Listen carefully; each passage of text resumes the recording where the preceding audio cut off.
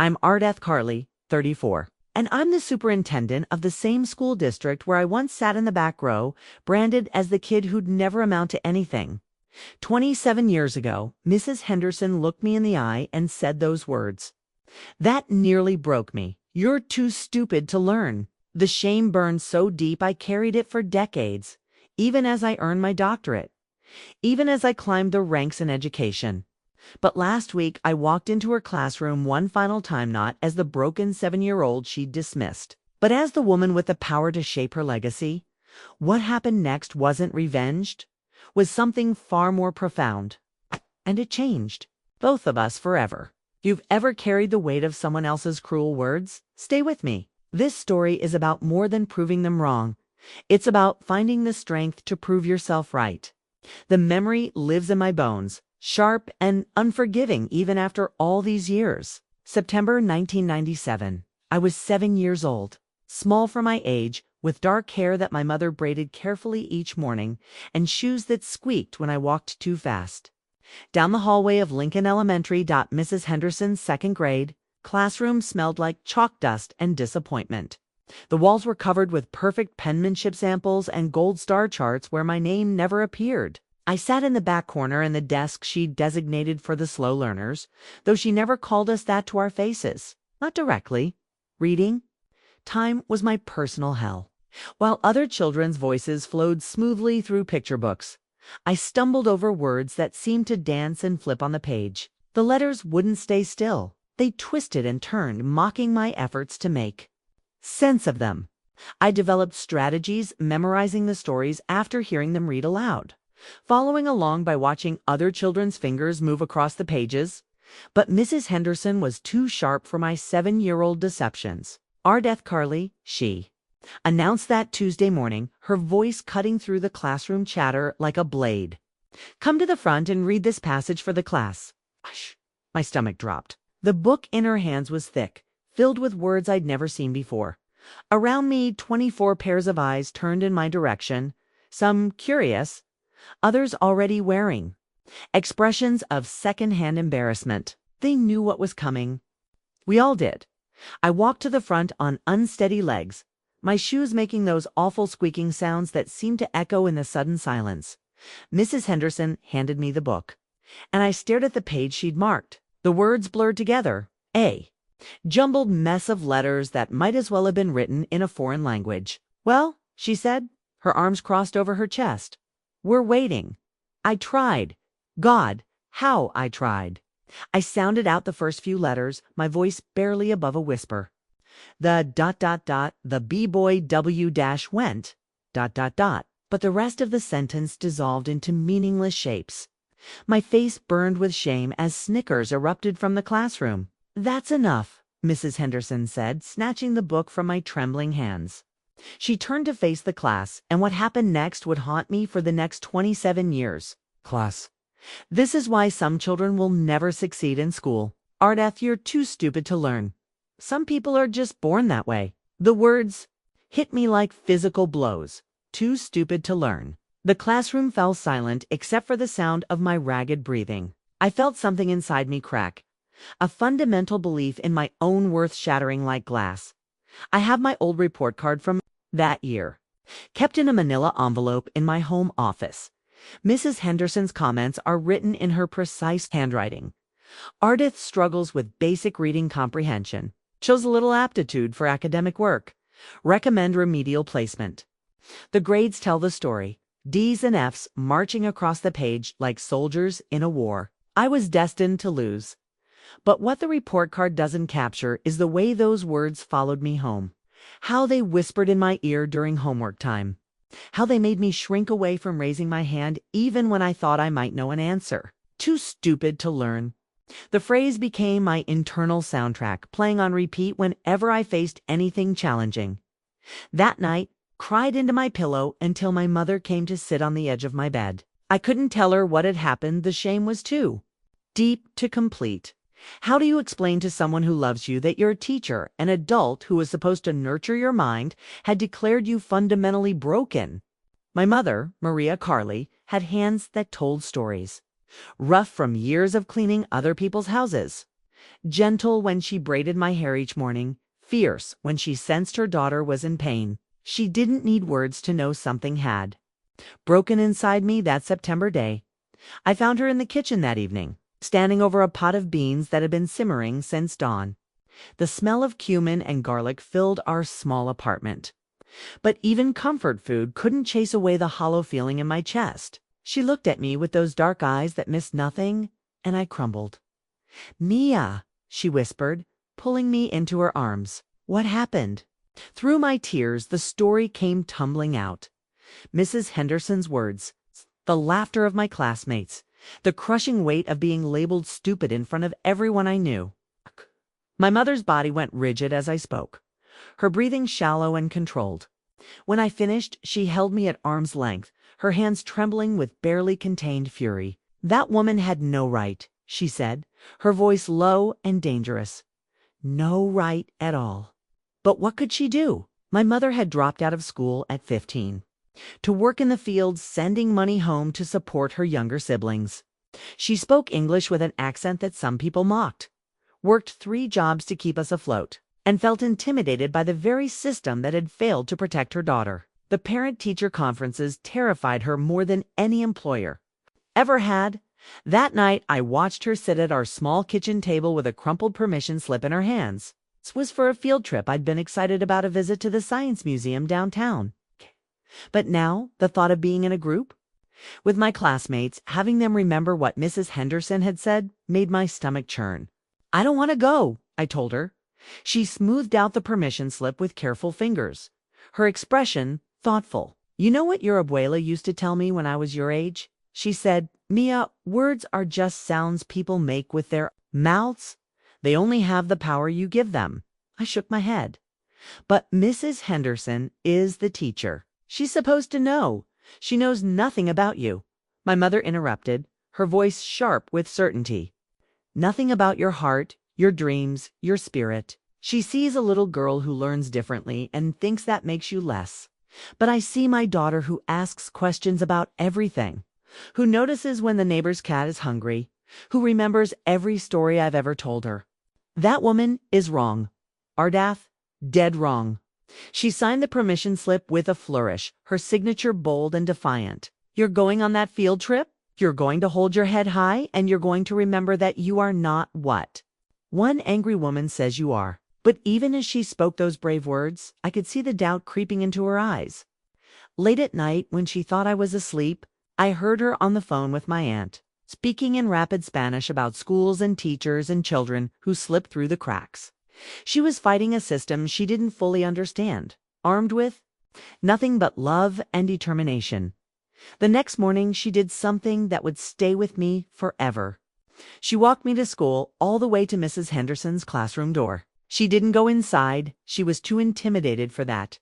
But she stood in the hallway where I could see her through the window. Every time I looked up during that awful day she was there, her presence a reminder that someone believed in me even when I couldn't believe in myself.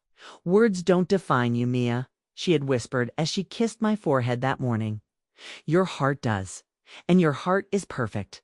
That crumpled permission slip sits in my office now, next to my doctorate degree. A reminder of a mother's love that refused to let her daughter disappear into the shadows of someone else's expectations. My mother couldn't fix the system that had failed me, but she gave me something more valuable, the seed of self-worth that would eventually grow into the strength I needed to change that system from within. She taught me that day that love is an act of rebellion against a world that tells children they're not enough. It would take me years to understand the full weight of that gift. But even then, even as a broken-hearted 7-year-old, I felt something shift inside me. The first crack in Mrs. Henderson's cruel pronouncement. The first whisper of doubt about whether she might be wrong. 3rd grade arrived like a miracle I didn't know I needed. Mrs. Rodriguez's classroom was different from the moment I walked through the door warmer somehow, with plants growing on the windowsills and student artwork covering every available wall space. Where Mrs. Henderson's room had felt like a courtroom where I was perpetually on trial, this space felt like a sanctuary. Alina Rodriguez was a small woman with silver-streaked hair and eyes that crinkled when she smiled. She had been teaching, For 15 years, long enough to recognize a wounded child when she saw one. On my first day in her class, she knelt down to my eye level and said something that made my heart skip. "I'm so glad you're here, Ardath. I have a feeling this is going to be a wonderful year." She was right, though the transformation didn't happen overnight. I still carried Mrs. Henderson's words like stones in my backpack, heavy and sharp-edged. When Mrs. Rodriguez called on me to read aloud, I froze. When she handed back assignments, I braced myself for the familiar sting of red ink and disappointing grades. But slowly, carefully, she began to show me that learning could look different than I'd been taught to believe. "Ardath, would you mind staying after school today?" she asked one October afternoon. I could use some help organizing the classroom library. I panicked immediately. In my experience, being asked to stay after school meant trouble, meant another adult ready to catalog my failures. But my mother had taught me to be polite to teachers, so I nodded and spent the day dreading whatever punishment awaited me. 3-30 came, and instead of a lecture, Mrs. Rodriguez handed me a stack of picture books and asked me to sort them by reading level. As we worked side by side, she began talking about the stories, not just the words on the pages, but the emotions they contained, the lessons they taught, the way they connected to our own lives. "You know," she said casually, pulling a book about a young girl who struggled in school, "some of my smartest students have been the ones who think differently. They see patterns and connections that other people miss." It was then that she pulled out a small notebook filled with her handwritten observations about my work. Not the harsh judgments I expected, but careful notes about my strengths. "Ardath shows exceptional emotional intelligence when discussing character motivations. Demonstrates strong comprehension when material is presented orally. Creative problem solving. Approach to math word problems." Those after-school sessions became our secret. Officially, I was helping Mrs. Rodriguez organize supplies and clean whiteboards. Unofficially, she was rewiring my entire understanding of what it meant to be smart. She read to me, letting me follow along with my finger. She broke down complex words into smaller pieces, showing me how to decode them like puzzles rather than obstacles. Most importantly, she celebrated every small victory as if I'd climbed a mountain. "Mrs. Rodriguez," I asked her one day as we sorted through art supplies, "why are you being so nice to me?" Mrs. Henderson said I was too stupid to learn. She stopped what she was doing and turned to face me fully. "Ardath, I need you to listen very carefully to what I'm about to tell you. Mrs. Henderson was wrong. She was wrong about you, wrong about learning, and wrong about what makes a person valuable. Some teachers forget that their job isn't to sort children into categories. It's to help every child discover their unique gifts." She pulled out a folder from her desk drawer, thick with papers and notes. "This is my collection of thank you letters from former students. Would you like to know what they all have in common? Most of them were told by someone, somewhere, that they weren't smart enough. But look at them now, doctors, teachers, artists, engineers, parents, raising the next generation. They succeeded because someone believed in them when they couldn't believe in themselves." That folder became my proof that transformation was possible. Mrs. Rodriguez had been quietly building an underground network of support for students like me, the ones written off too early, the ones who needed different approaches, the ones whose intelligence couldn't be measured by traditional metrics.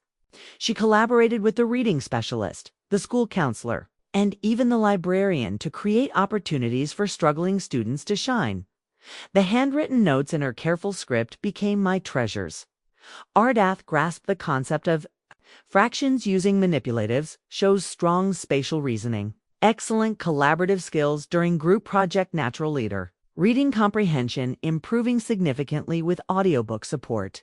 Each observation was a tiny rebellion against the narrative that had been written about me in second grade. By the end of third grade, something fundamental had shifted. I still struggled with reading, still felt the weight of Mrs. Henderson's words, but now I had counter-evidence. I had a teacher who saw potential where others saw problems, who created space for different kinds of intelligence to flourish. Mrs. Rodriguez had given me something precious, the first taste of academic success and the revolutionary idea that maybe, just maybe, I wasn't broken after all. The day I left her classroom for summer break, She handed me a chapter book that would have terrified me a year earlier. "For your summer reading," she said with a smile. "Take your time with it. I know you can do this." That book sits on my office shelf now, next to her handwritten notes. A reminder that sometimes salvation comes in the form of a teacher who refuses to give up on a child everyone else has written off. By 5th grade, I had learned to live in the space between Mrs. Henderson's cruelty and Mrs. Rodriguez's kindness. I was no longer the completely broken child who had sat in that back corner, but I wasn't whole either. Reading remained a struggle. Math felt like swimming upstream. And despite Mrs. Rodriguez's encouragement, I still carried the nagging fear that maybe Mrs. Henderson had been right about me. That's when Ms. Chen arrived. Patricia Chen was the new learning specialist fresh out of graduate school with ideas that seemed radical for our small district. She had kind eyes behind wire-rimmed glasses and a way of speaking that made even the most complex concepts feel manageable. More importantly, she had been trained to look beyond surface behaviors to understand the why behind a child's struggles. Ardath. My 5th grade teacher, Mr. Williams, said one morning, "Ms. Chen would like to work with you on some reading activities. It's nothing to worry about. She just wants to understand how your mind processes information." I knew what that meant. I was being tested again, evaluated, measured against some invisible standard I'd never been able to meet. But something about Ms. Chen felt different. When I arrived at her small office, she didn't have stacks of tests waiting for me. Instead, she had puzzles, blocks, and what looked like games. "Tell me about yourself, Ardath," she said, settling into a chair across from me. "What do you like to do when you're not in school?" Such an unexpected question that I actually answered honestly. I told her about helping my mother organize her cleaning supplies, how I could remember exactly where everything belonged. I described the stories I made up in my head during long car rides, complete with characters and plot twists. I mentioned how I could build elaborate structures with blocks and always seemed to know when something was about to break just by looking at it. Ms. Chen listened with genuine interest, taking notes that didn't feel like judgments. Then she began introducing activities that felt more like play than assessment. She asked me to retell stories I'd heard, to solve puzzles with my hands, to explain my thinking as I worked through problems. Some tasks were familiar reading, passages and answering questions, but others were completely new. The breakthrough came during a simple exercise, where she asked me to read a paragraph while she watched my eyes. I struggled through the text, feeling the familiar frustration as words seemed to shift and blur. But instead of marking my mistakes, she leaned forward with excitement. "Ardath, I want you to try something. Look at this word." She pointed to a simple 3-letter word that I'd been stumbling over. "Instead of reading from left to right, try covering the last 2 letters and just look at the first one. Now add the second letter. Now the third." Something clicked. The word didn't jump around as much when I broke it into pieces, when I controlled how much I was looking at. We spent the next hour experimenting with different strategies, colored overlays, larger fonts, even reading the same passage while listening to it on tape. "Ms. Chen," I said finally, "why is this helping? What's wrong with my eyes?" She smiled, not the pitying smile I'd grown used to, but one filled with genuine excitement. "There's nothing wrong with your eyes, Ardath, but I think your brain processes written information differently than most people's do. I'd like to do some more testing to be sure, but I believe you might have something called dyslexia." The word meant nothing to me then, but the way she said it like it was an explanation, rather than an excuse, made me sit up straighter. Over the next few weeks, Ms. Chen conducted a comprehensive evaluation that would change everything. She tested my verbal reasoning, my spatial skills, my memory, and my processing speed. She analyzed how I approached problems, what strategies worked for me, and where my natural strengths lay. The day she called my mother and me in to discuss the results, I expected another catalog of my failures. Instead, she opened a thick folder and smiled. "Ardath has dyslexia," she announced, and then said something that made my world shift on its axis. "She also has an above-average IQ and exceptional skills in several areas that aren't typically measured in traditional classroom settings." The report she handed us was unlike anything I'd ever seen. Instead of focusing on what I couldn't do, it detailed what I could do. Strong verbal reasoning, excellent spatial intelligence, superior pattern recognition, creative problem solving abilities. The very same brain that made reading difficult also gave me gifts that many of my classmates didn't possess. Mrs. Henderson told me I was too stupid to learn. I whispered, Ms. Chen's expression hardened. Mrs. Henderson was completely wrong. You're not stupid, Ardath. You're dyslexic. That means your brain is wired differently, not defectively. With the right support and accommodations, there's no limit to what you can achieve. She explained that dyslexia affected how my brain processed written language, but it didn't impact my intelligence or my ability to learn. In fact, many people with dyslexia went on to become highly successful in fields that valued creative thinking and problem solving. She rattled off names, scientists, entrepreneurs, artists, even teachers who had dyslexia and used their different way of thinking as an advantage. That diagnosis report became my lifeline, my proof that Mrs. Henderson's cruel assessment had been not just wrong, but harmful. The document sits in my office now, professionally bound and carefully preserved. It's filled with technical language about processing deficits and cognitive strengths. But what it really contains is the moment my life changed direction. For the first time since second grade, I had hope. I wasn't broken or stupid or destined. To fail, I was different, and different could be powerful. The relief was overwhelming, but so was the anger. How many years had I lost believing I was fundamentally flawed? How many other children were sitting in classrooms right now labeled as lazy or stupid when they simply needed someone to understand how their minds worked? That night, my mother cried as she read the report. I knew it, she kept saying. I knew you were special. I knew that woman was wrong, but I was already thinking beyond vindication. If I wasn't stupid, if my struggles had an explanation and a solution, then maybe I could do more than just survive school. Maybe I could thrive. Maybe I could even become the kind of person who made sure no other child had to endure what I had experienced. The seed of my future career was planted that day in Ms. Chen's office, though I wouldn't recognize it for years to come. High school arrived with the promise of fresh starts and new possibilities, armed with my dyslexia diagnosis and a team of educators who finally understood my needs. I walked through the doors of Lincoln High with something I'd never had before: accommodations. That leveled the playing field: extended time on tests, audio versions of textbooks, permission to type instead of handwrite essays. These weren't crutches, as I'd once feared they might be. They were tools that allowed my intelligence to shine through the fog of my learning difference.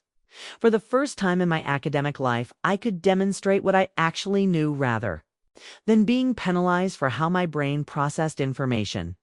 My freshman English teacher, Mrs. Patterson, was the first to see the transformation.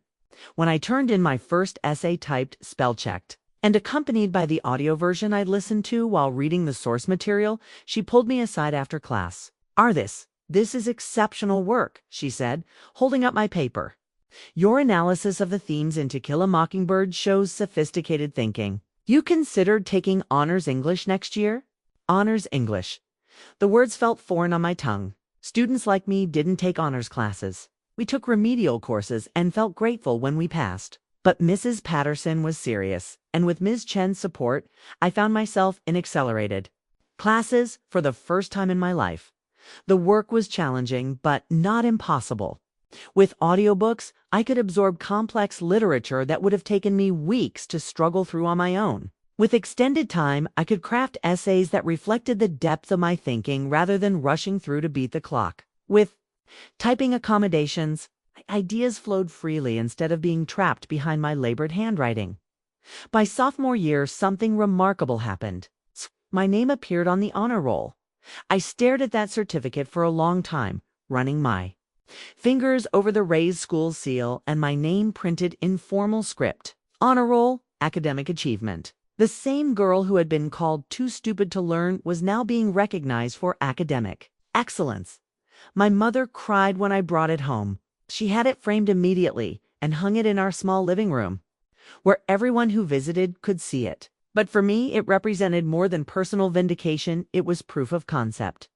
If I could succeed with the right support, how many other students were failing simply because they weren't getting what they needed? That question led me to Mrs. Ramirez, the special education coordinator who ran a peer tutoring program, was looking for students who understood learning differences to work with struggling younger students. "I'd like to volunteer," I told her during lunch one day. "That's wonderful, Ardath. But I should mention most of our tutors work with students who have learning disabilities. You'd be helping kids who might remind you of yourself in elementary school." "That's exactly why I want to do it," I replied. Working with those students changed everything. I met second graders who flinched when asked to read aloud, third graders who had been told they were lazy because they couldn't sit still, fourth graders who believed they were stupid because traditional teaching methods didn't work for them. In their faces, I saw my 7-year-old self, and I was determined to give them what I hadn't had: someone who understood. I developed my own teaching strategies, born from personal experience. I used colored overlays and large fonts for students with dyslexia. I incorporated movement into lessons for kids with ADHD. I celebrated every small victory and reframed every struggle as a challenge to overcome rather than evidence of inadequacy. Miss Ardath, one of my tutoring students, a little boy named Marcus, said to me one afternoon, "My teacher says I'm not trying hard enough, but I am trying. I promise I am." I knelt down to his level, just as Mrs. Rodriguez had done with me. "Years earlier, Marcus, I believe you. And I want you to know that sometimes trying hard looks different for different people. Your brain is special, and we just need to find the right way to help it learn." That conversation crystallized something that had been building inside me for months. I wanted to be a teacher. Not just any teacher, I wanted to be the kind of teacher who saw potential in every child, who understood that intelligence came in many forms, who would never, ever tell a struggling student they were too stupid to learn.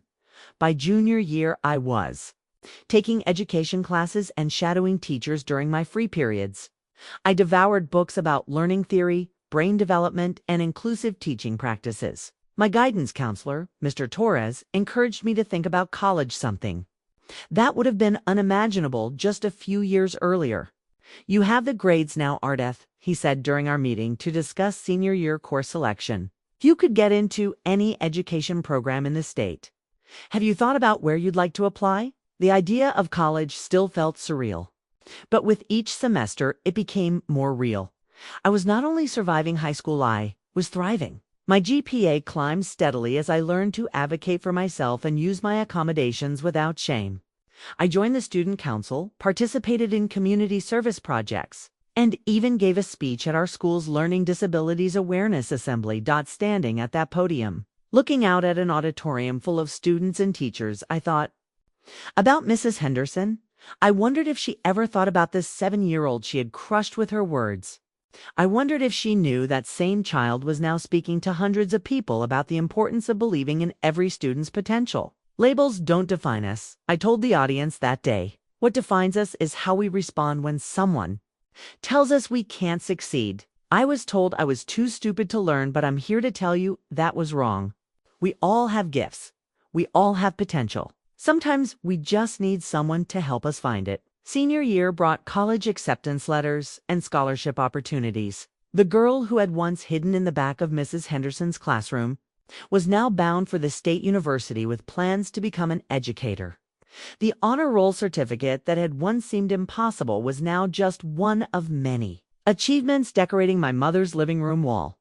But success hadn't erased the memory of that broken 7-year-old. If anything, it had sharpened my resolve to ensure that no other child would have to endure what I had experienced. Mrs. Henderson's words had tried to define my limits. They had ultimately revealed my purpose. I was going to become a teacher not to prove her wrong, but to prove every struggling child right. Right to hope, right to dream, right to believe that their differences might actually be their greatest strengths. The honor roll certificate still hangs in my office today, next to my college diplomas and teaching certifications. Represents more than academic achievement. It symbolizes the moment I realized that my painful past could become someone else's hopeful future. The state university felt like another planet when I arrived that August. My mother's old suitcase packed with everything I owned and a heart full of determination mixed with terror. I had earned my place here through sheer will and the support of teachers who believed in me, but imposter syndrome whispered constantly in my ear. What if I didn't belong? What if Mrs. Henderson had been right, and I was just an elaborate fraud, who would eventually be exposed? My first semester education classes were a revelation and a challenge in equal measure. Professor Williams, a veteran educator turned academic, signed us to read dense theoretical texts about learning and development. With my accommodations in Placidio versions of textbooks and extended time for assignments, I found myself not just keeping up, but excelling. The concepts that had once seemed impossibly complex became tools I could use too. Understand my own journey and help others. But not every professor understood or respected learning differences. Dr. Margaret Thornfield taught educational psychology, a required course for all education majors. She was old school in the worst way, believing that accommodations were crutches that weakened students rather than tools that leveled the playing field. When I approached her after the first lecture to discuss my needs, her response was chilling. Miss Karlie, if you can't handle reading assignments like everyone else, perhaps you should reconsider your career choice. How can you expect to teach children if you can't even read properly yourself? The words hit like a physical blow, Mrs. Henderson's cruelty echoing through time and space. But I wasn't 7 years old anymore. I had 15 years of growth, evidence of my capabilities, and a support network that believed in me. With respect, Dr. Thornfield, I replied, my voice steady despite my racing heart. I read just fine. I simply processed written information differently than most people. That difference actually makes me more effective at understanding and helping students who learn in non-traditional ways. She dismissed me with a wave of her hand, but I was determined to prove my point through my work. Every assignment became an opportunity to demonstrate that learning differences didn't indicate intelligence deficits. I wrote papers about multiple intelligence theory, researched successful people with dyslexia, and crafted lesson plans that accommodated diverse learning styles. Meanwhile, I was struggling financially in ways that my classmates couldn't imagine. While they complained about having to eat ramen for dinner, I was choosing between textbooks and groceries. I worked 20 hours a week in the campus library, cleaning and shelving books in the early morning hours before classes began.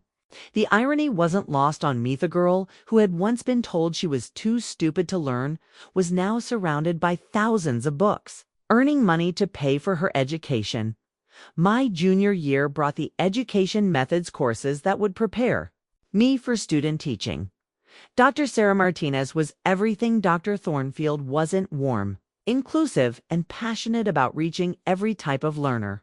When she learned about my dyslexia and my journey through elementary school, she asked me to share my story with the class. Understanding learning differences isn't just about reading research, she told the other students. It's about hearing from people who have lived these experiences. Ardath can teach us things that no textbook can.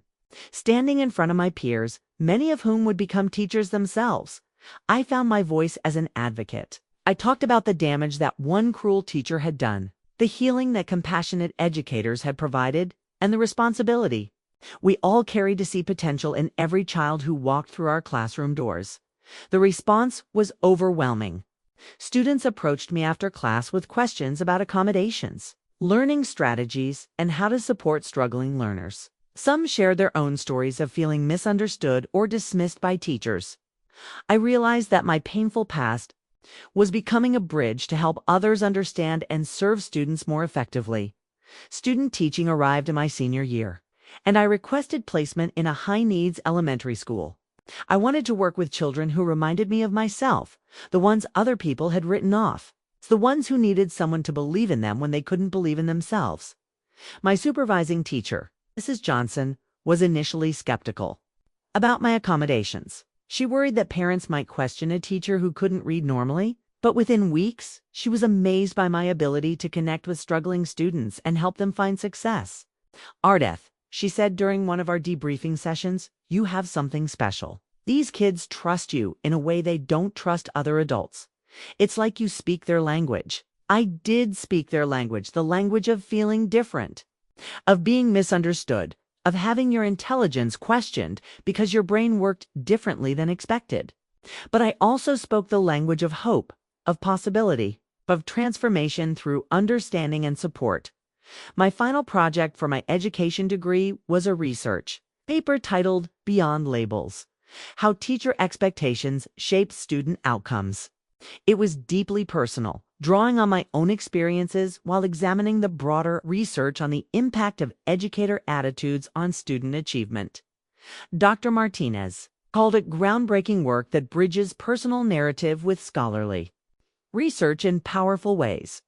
Graduation day arrived on a perfect May morning, my mother crying in the audience as I walked across the stage to receive my Bachelor of Education degree. The little girl who had been dismissed as too stupid to learn was now officially qualified to teach others. But more than that, I was equipped with both the academic knowledge and personal experience to ensure that no child in my classroom would ever feel the way Mrs. Henderson had made me feel. As I posed for photos with my diploma, I thought about the long journey from that broken 7-year-old to this moment. College had been challenging academically, financially, and emotionally, but it had also been transformative. I had learned to advocate for myself, to use my difference as a strength, and to see my painful past as preparation for my purposeful future. The graduation photo sits on my office desk now, next to my other degrees and achievements. But what I remember most about that day isn't the ceremony or the celebration, it's the promise I made to myself as I held that diploma.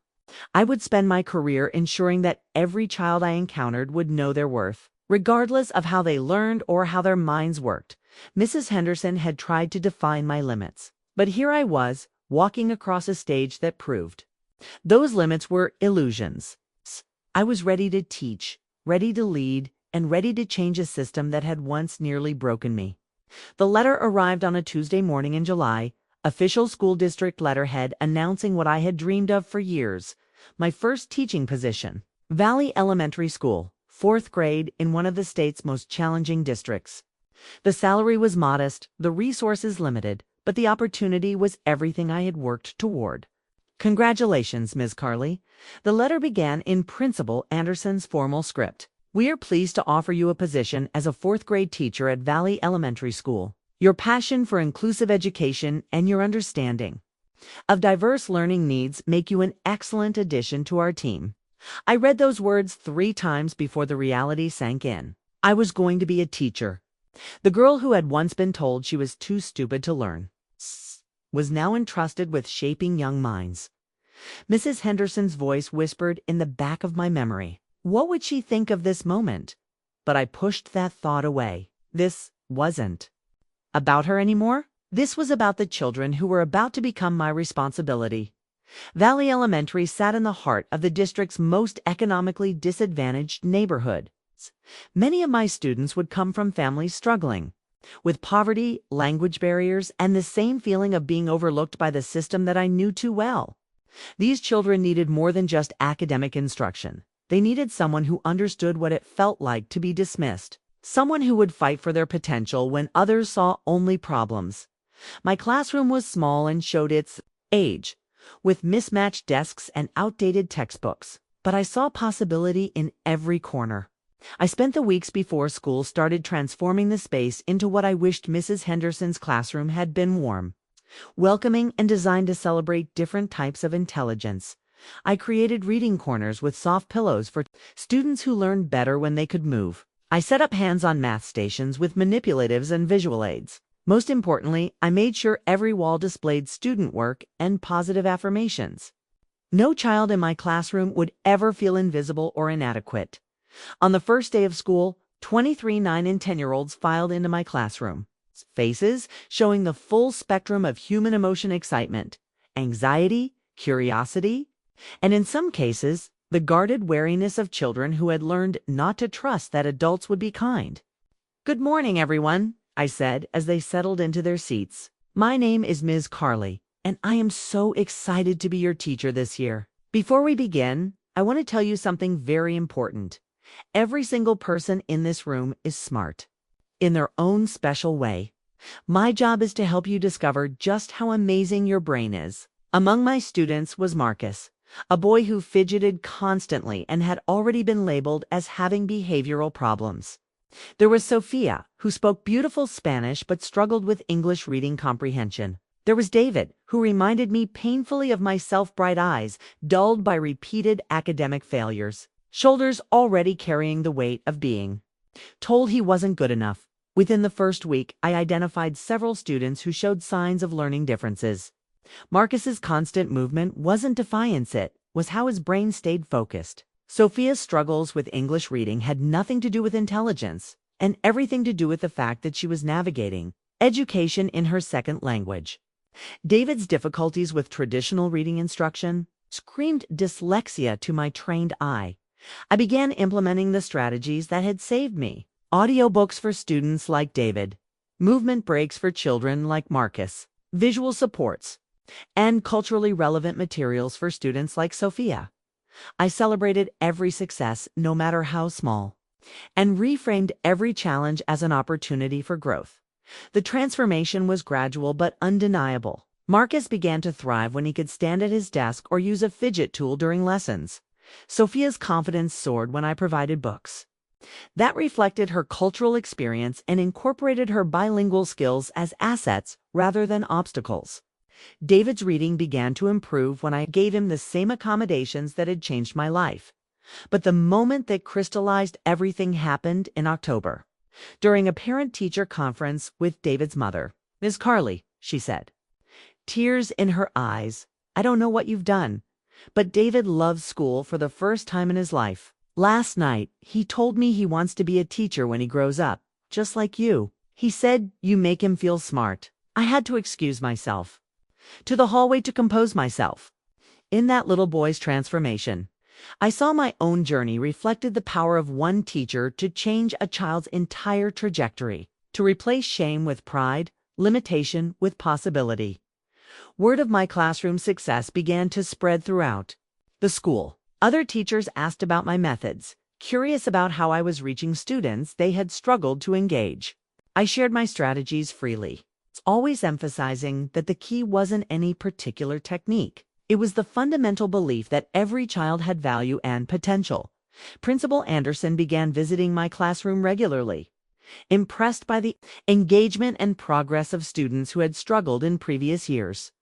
"Ms. Karlie," she said after one observation, "you have a gift for seeing strengths where others see weaknesses. Have you considered pursuing advanced training in special education or learning differences?" The suggestion planted a seed.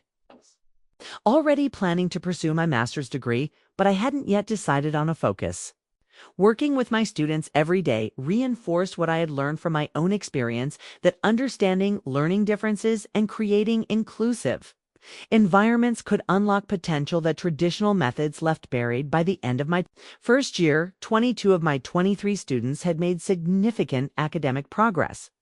More importantly, every single one of them left my classroom believing in their own capabilities. The thank you notes they wrote on the last day of school became my most treasured possessions. "Dear Ms. Karlie," David wrote in his careful handwriting, "thank you for helping me learn that I'm not stupid. You are the best teacher in the world." That note sits framed on my office wall now, next to hundreds of others I've collected over the years. But it was the one that confirmed I had found my calling. The one that proved Mrs. Henderson's legacy of cruelty could be transformed into something healing and hopeful. The welcome letter from Principal Anderson was just the beginning. It represented the official start of my mission to ensure that no child would ever experience what I had endured in second grade. Every struggling student who walked through my classroom door would find not judgment, but understanding. Not limitation, but possibility. Not dismissal, but belief in their infinite potential. My first year of teaching taught me that healing isn't just personal, it's generational. By believing in my students, I was breaking cycles of educational trauma and creating new narratives of success. Mrs. Henderson's words had tried to end my story before it began. But here I was, writing new chapters not just for myself, but for every child who needed someone to see their light. 3 years into my teaching career, I knew I needed to dig deeper. Every day in my classroom reinforced what I had learned from my own experience, that teacher expectations could either crush a child's spirit or ignite their potential. But I wanted to understand the science behind what I was witnessing, to build an academic foundation for the work I was already doing intuitively.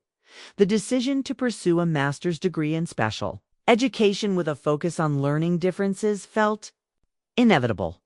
I applied to the State University's evening program, designed for working teachers who wanted to advance their knowledge without leaving their classrooms. Balancing full-time teaching with graduate coursework would be challenging, but I was driven by something deeper than personal ambition. I was on a mission. My thesis advisor, Dr. Rebecca Martinez, was immediately intrigued by my research proposal. I wanted to study the long-term impact of teacher expectations on students with learning differences, using both quantitative data and qualitative narratives to tell the complete story.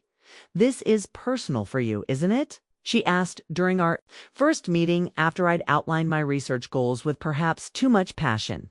"Very personal," I admitted. "I was told by a teacher that I was too stupid to learn. I want to understand how many other children carry those words with them, and more importantly, how we can change the narrative."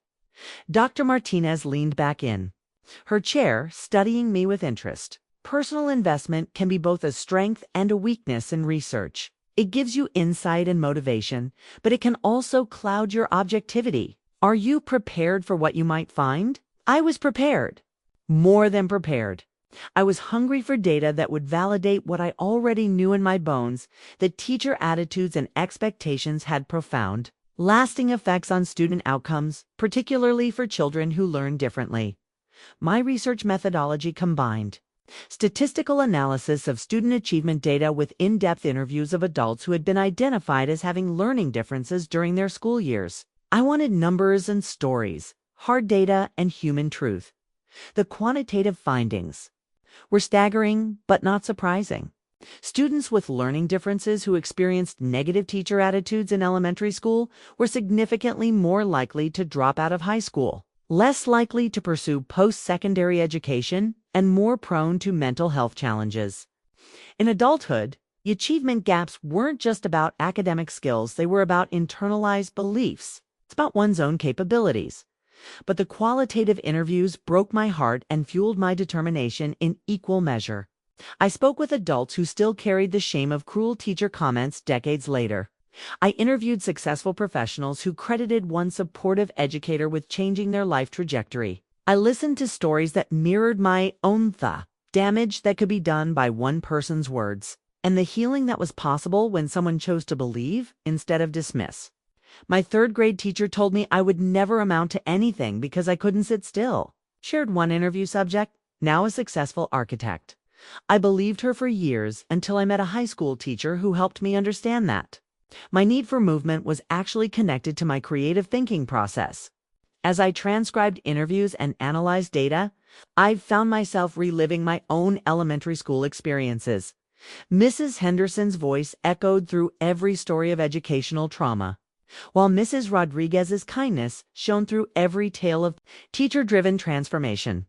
The thesis I eventually completed was titled, "Breaking the Cycle: How Teacher Expectations Shape Student Outcomes for Children with Learning Differences." It was 200 pages of academic rigor, but at its heart was the story of my 7-year-old self, when thousands of other children who had been labeled and limited by adults who should have nurtured their potential. Dr. Martinez was enthusiastic about the work's potential impact. "Ardath, this research is groundbreaking. You've connected personal narrative with empirical data in a way that makes the findings both credible and compelling. Have you considered publishing this work?" Publishing felt like a dream too big to grasp, but Dr. Martinez was persistent. She helped me refine sections of my thesis into journal articles, and within a year of graduation, my first academic paper appeared in the Journal of Learning Differences. The title was simple but powerful: "The Long Shadow: How Elementary Teacher Attitudes Affect Adult Outcomes for Students with Dyslexia." The response was immediate and overwhelming. Educators from across the country reached out, sharing their own stories and asking for guidance on creating more inclusive classrooms. I was invited to speak at conferences, to lead professional development workshops, to consult with school districts struggling to serve diverse learners, standing at podiums in hotel conference rooms, looking out at audiences of teachers and administrators. I often thought about Mrs. Henderson. Did she know that her cruel words had inadvertently launched a career dedicated to preventing other children from experiencing what I had endured? Did she realize that her attempt to limit one child had ultimately led to systemic change that would benefit thousands? My master's thesis became more than an academic exercise, became my calling card in the education world. School districts began recruiting me for leadership positions, recognizing that my combination of classroom experience, research expertise, and personal understanding of learning differences made me uniquely qualified to drive change. But the moment that meant the most came during a conference presentation in Chicago. After I finished speaking about the importance of strengths-based approaches to learning differences, a young teacher approached me with tears in her eyes. "Dr. Karlie," she said, using the title I still wasn't used to hearing, "I need to tell you something. I had a student last year who reminded me of your story, struggling with reading, labeled as lazy by previous teachers. After hearing you speak, I changed how I worked with him. Yesterday, he told me he wants to be a teacher when he grows up. You didn't just change his life, you changed mine too." That conversation crystallized everything my research had revealed. Change was possible, but it happened one teacher, one student, one belief at a time.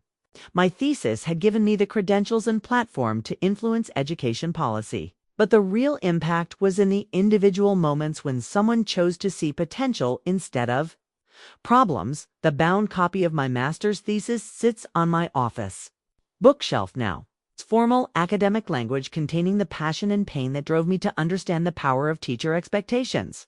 It represents more than a degree, it's evidence that personal trauma can be transformed into systemic healing. That the voices that try to silence us can ultimately make us stronger advocates for change. Mrs. Henderson had tried to write my story with her cruel words, but I had taken back the pen. Now I was writing new stories not just for myself, but for every child who needed someone to believe in their potential when they couldn't believe in themselves. By my 7th year in the classroom, I had reached a crossroads. My research was gaining national attention. My inclusive teaching methods were being adopted across the district, and I had mentored dozens of new teachers in creating learning environments where every child could thrive. But something was stirring. Inside me, a growing conviction that real change required more than classroom innovation. It required systemic transformation, and that meant moving into administration. The decision wasn't easy. I loved teaching, loved the daily connections with students, loved watching light bulbs illuminate young minds. But I also recognized that my impact could multiply exponentially if I could influence policy, hire and train teachers, and create school cultures that embraced rather than dismissed learning differences. When the assistant principal position opened at Roosevelt Elementary across town, Principal Janet Hayes encouraged me to apply. "Ardath, you have vision that extends beyond your classroom walls," she said during one of our informal mentoring conversations. "The field needs leaders who understand both the research and the reality of serving diverse learners." The application process felt surreal. Here I was, the girl who had been labeled too stupid to learn, applying for a position that would put me in charge of curriculum, teacher evaluation, and student support services. Mrs. Henderson's voice whispered its familiar doubts, but I had learned to counter those whispers with evidence of my capabilities. The interview panel consisted of the principal, 2 district administrators, and a parent representative. As I sat across from them in the conference room, thought about all the times I had been evaluated, tested, and found wanting.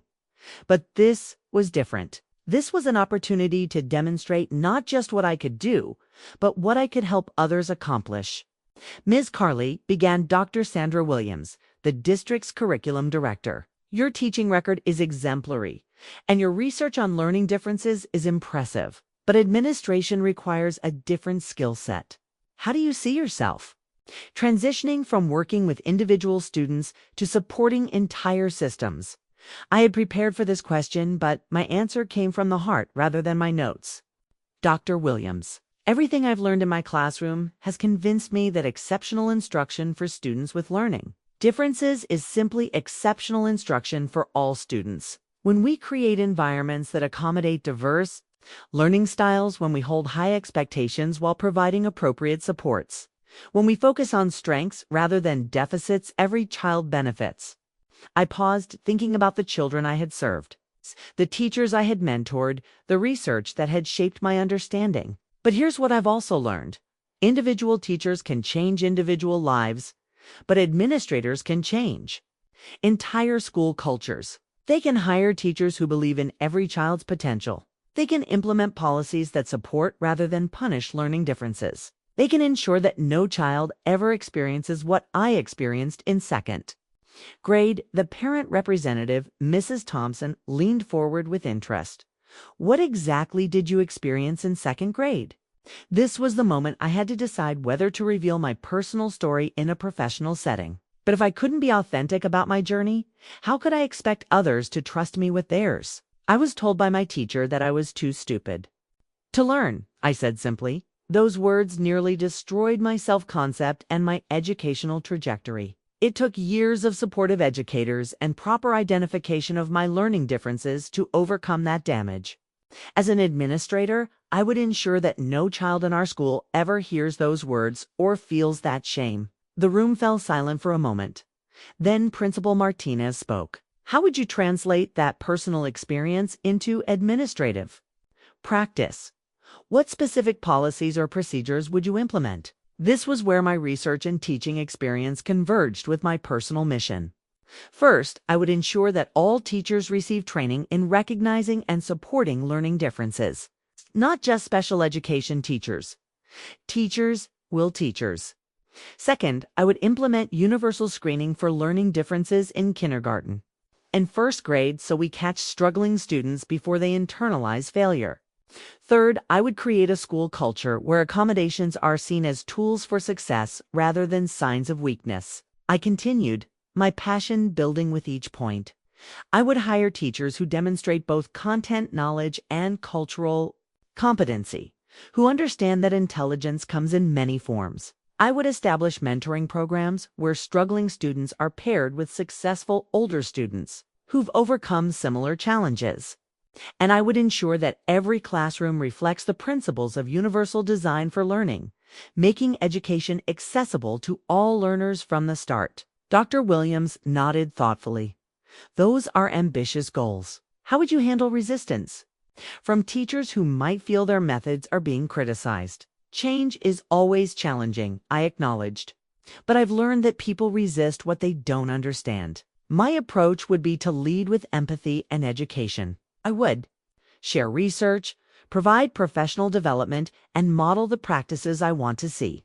Most importantly, it would help teachers understand that supporting diverse learners isn't about lowering standards. It's about raising expectations while removing barriers. The interview continued for another hour, covering budget management, crisis intervention, and parent communication. But I could tell that my personal story and professional vision had resonated with the panel. They weren't just hiring an administrator, they were investing in someone who understood education from the perspective of both educator and struggling student. 2 weeks later, the call came. Ardath, this is Principal Martinez. Delighted to offer you the position of assistant principal at Roosevelt Elementary. Your combination of classroom experience, research expertise, and personal understanding of learning challenges makes you exactly what our school community needs. As I hung up the phone, I felt the weight of possibility and responsibility settling on my shoulders. I was no longer just a teacher trying to help individual students overcome the damage of low expectations.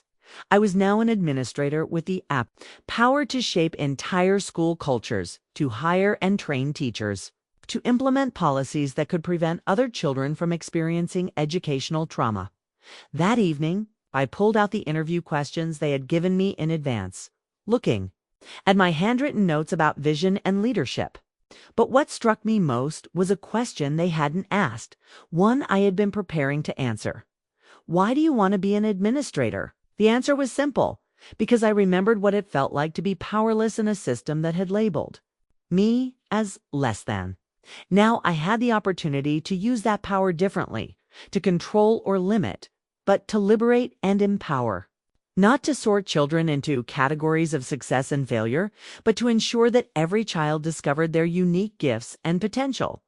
Mrs. Henderson had used her authority to diminish a 7-year-old's spirit. I would use mine to ensure that every child in my care knew they were capable of greatness, regardless of how their mind worked or how they learned best. The interview questions that led to my first administrative position represented more than a career advancement. They were my declaration of war against educational practices that harm vulnerable children. Armed with research, experience, and an unshakable belief in every child's potential, I was ready to change not just individual classrooms, but entire school systems. 3 years into my role as assistant principal, I felt the familiar pull toward deeper learning. My master's research had opened doors and influenced practice, but I knew there was more work to be done. The educational system was vast and complex, resistant to change despite mounting evidence about the harm caused by traditional approaches to learning differences. If I wanted to create lasting transformation, I needed the credibility and expertise that only a doctoral degree could provide. The decision to pursue an EDD in educational leadership while working full-time as an administrator was ambitious, perhaps even foolish. But I had learned that the most meaningful goals often appeared impossible from the outside. My doctoral advisor, Dr. Elena Vasquez, was a researcher whose work on trauma-informed educational practices aligned perfectly with my own evolving interests. Ardath. She said during our first meeting, "Your background gives you a unique perspective on how educational trauma affects students. But I want to challenge you to think beyond individual experiences.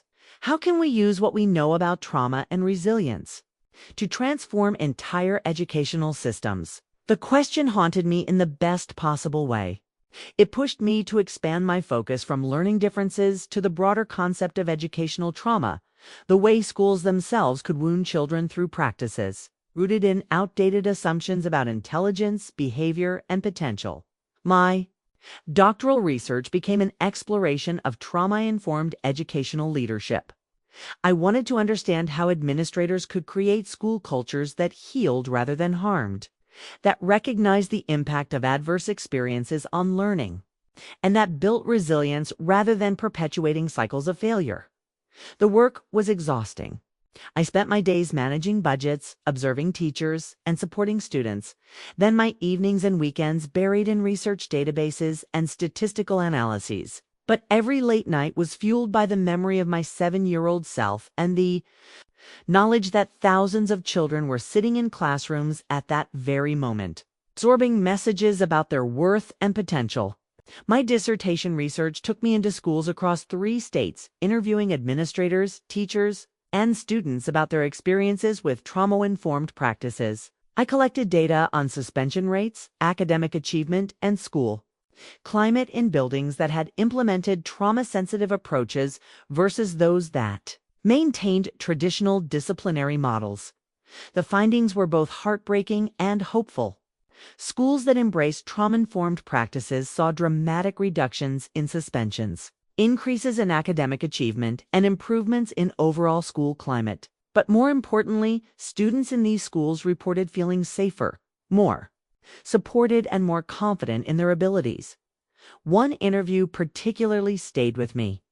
I spoke with a 10-year-old boy named Alex, whose school had recently implemented trauma-informed practices after years of punitive approaches to behavior management. Before, when I got upset, the teachers would send me to the office and call my mom, he told me, his voice small but clear. They said I was a bad kid who didn't want to learn. But now, when I get upset, Mrs. Garcia asks me what I need.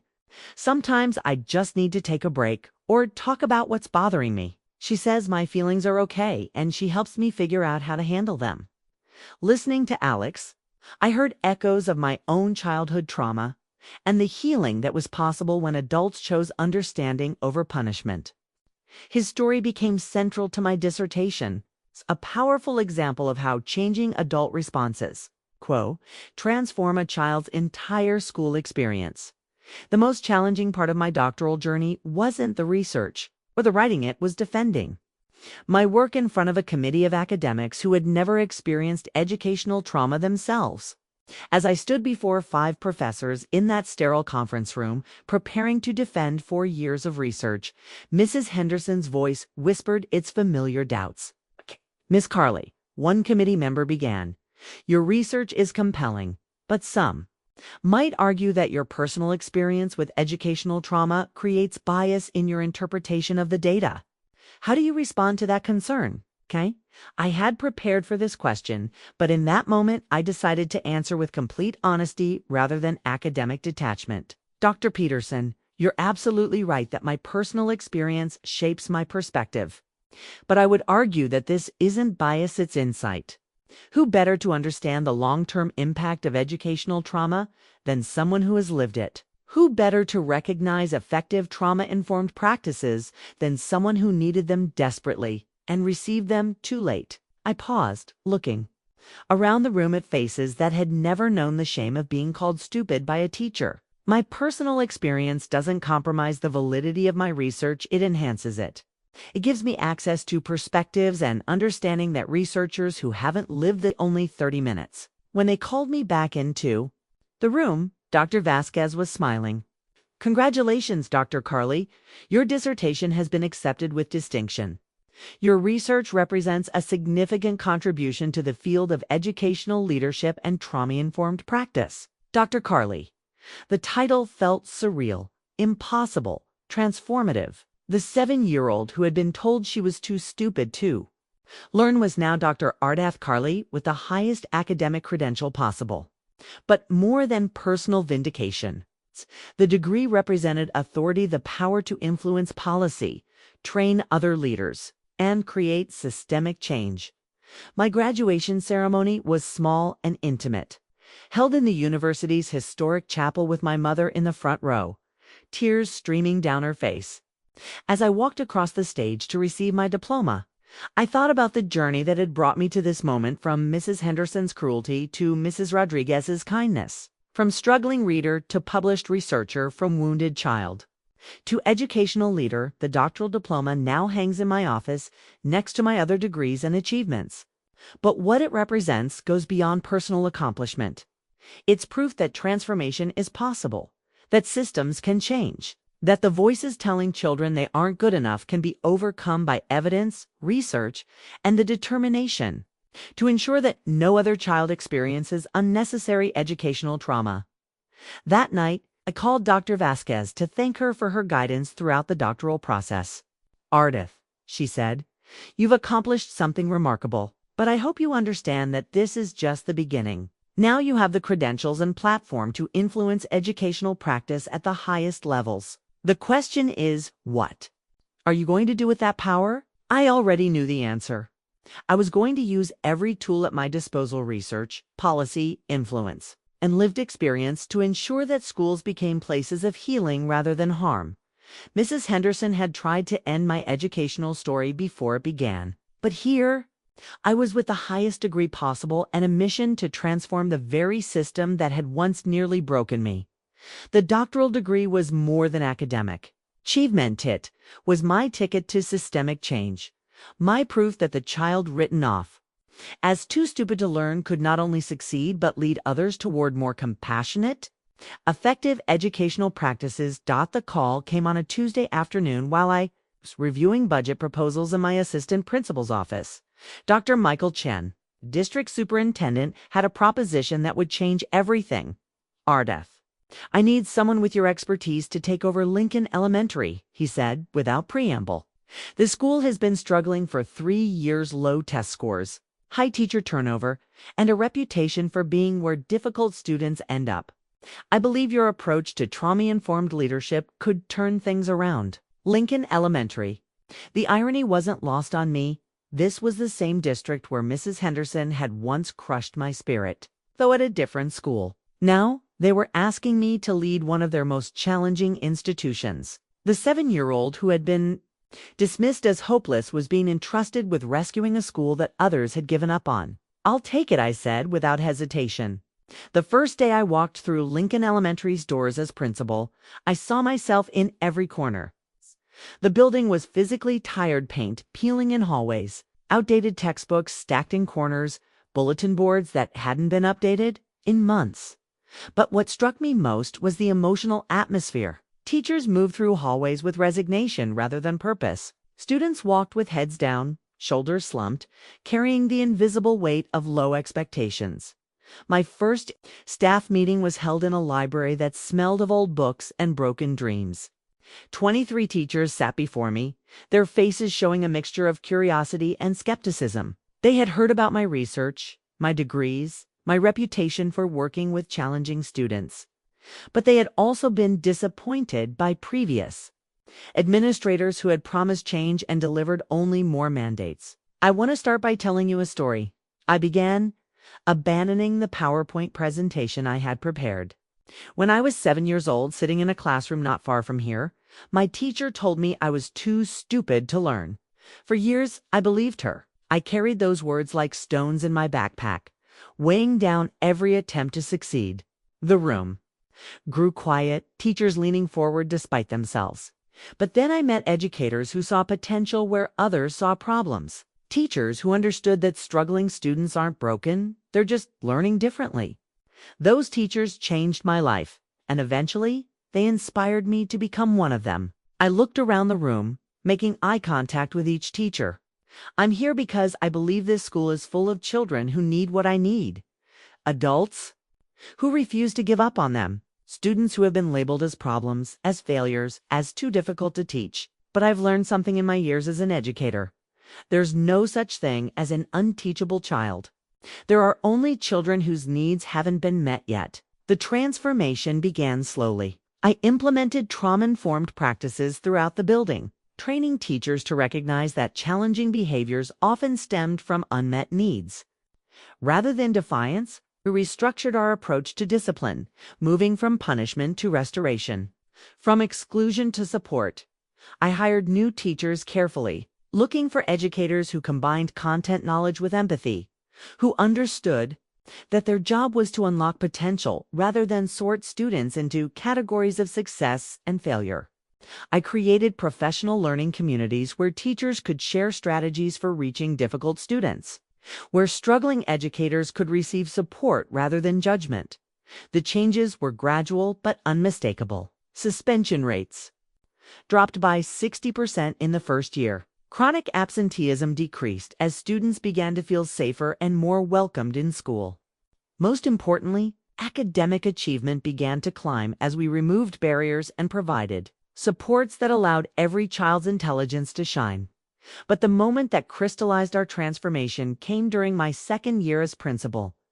A third-grade teacher, Mrs. Williams, approached me after school with tears in her eyes. "Dr. Karlie, I need to tell you about Jamal," she said, her voice trembling with emotion. "He's been labeled as having severe behavioral problems since kindergarten.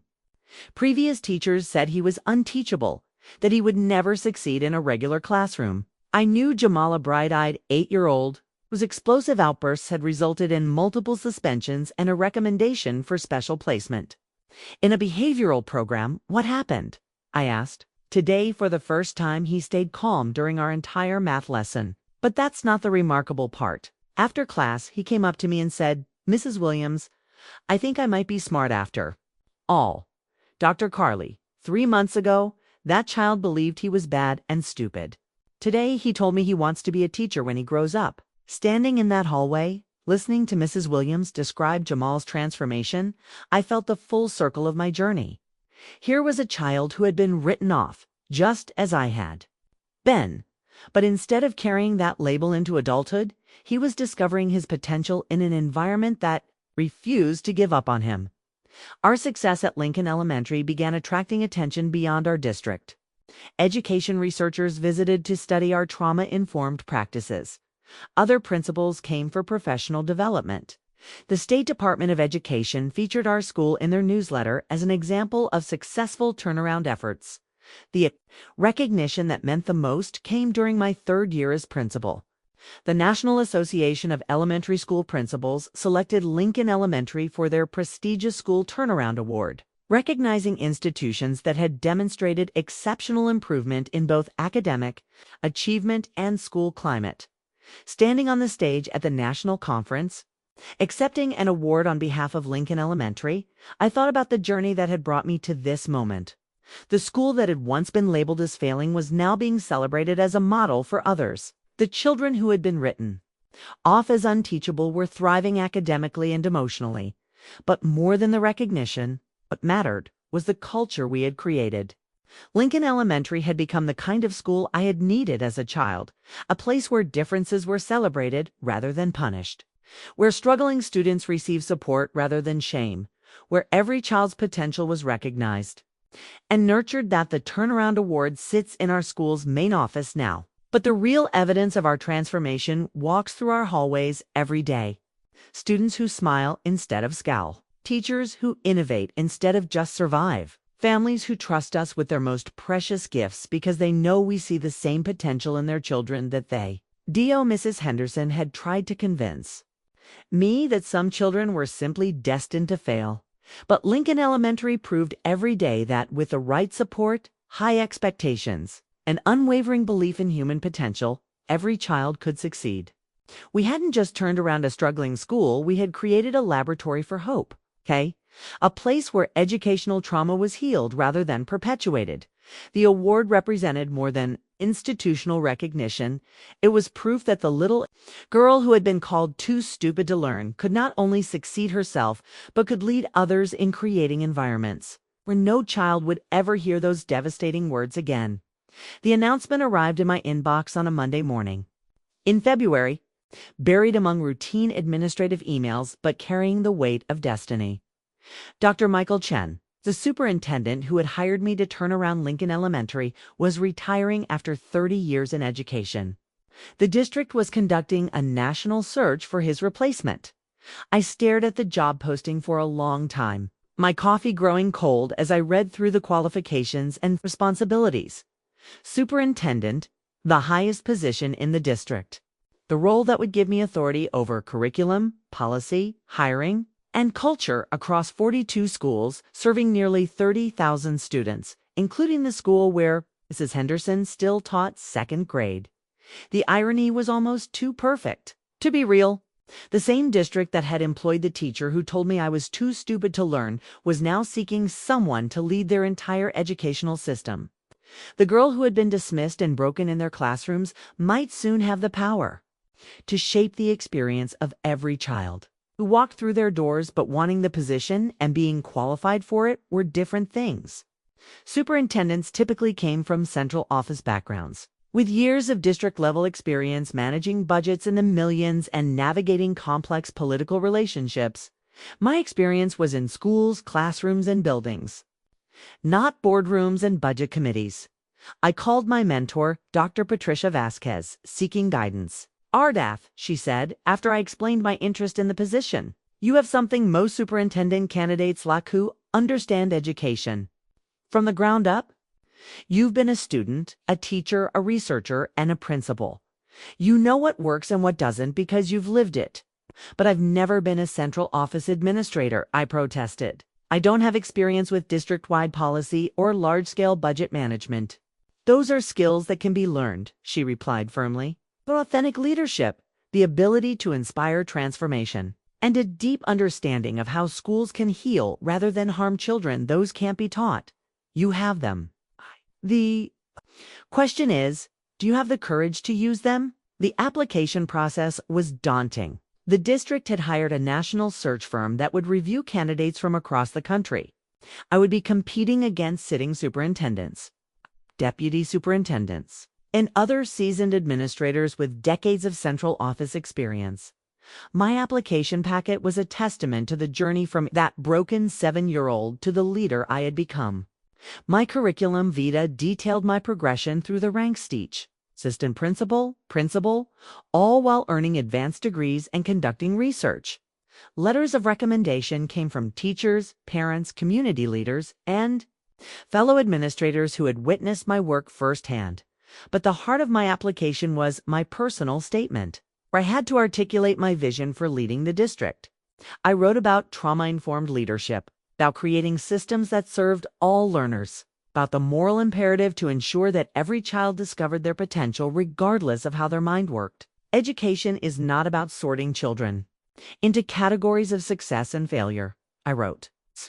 It is about recognizing that every child brings unique gifts to our learning communities and ensuring that our systems unlock rather than limit their potential. As superintendent, I would lead the district in becoming a model for inclusive, equitable education that serves every learner. The screening process eliminated most candidates before the interview phase. I made it to the final 5, an accomplishment that felt surreal even as I prepared for the most important presentation of my career.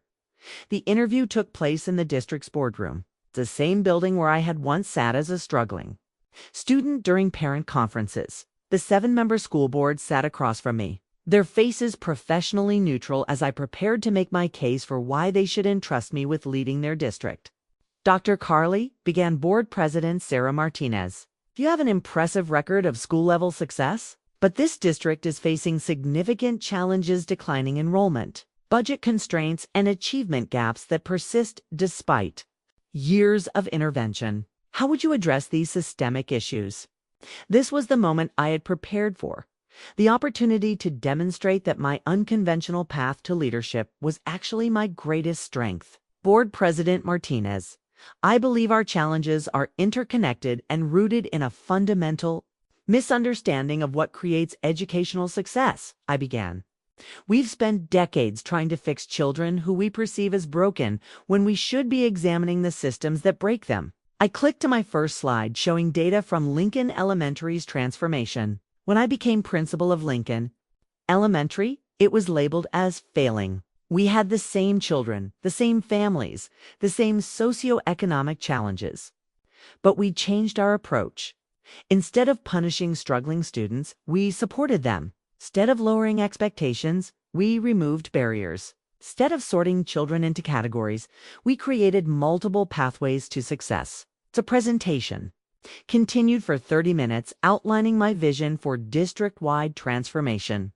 I proposed implementing trauma-informed practices in every school, creating inclusive curricula that reflected all students' experiences, and establishing support systems that prevented rather than responded to educational trauma. Dr. Karlie, interrupted board member Robert Thompson.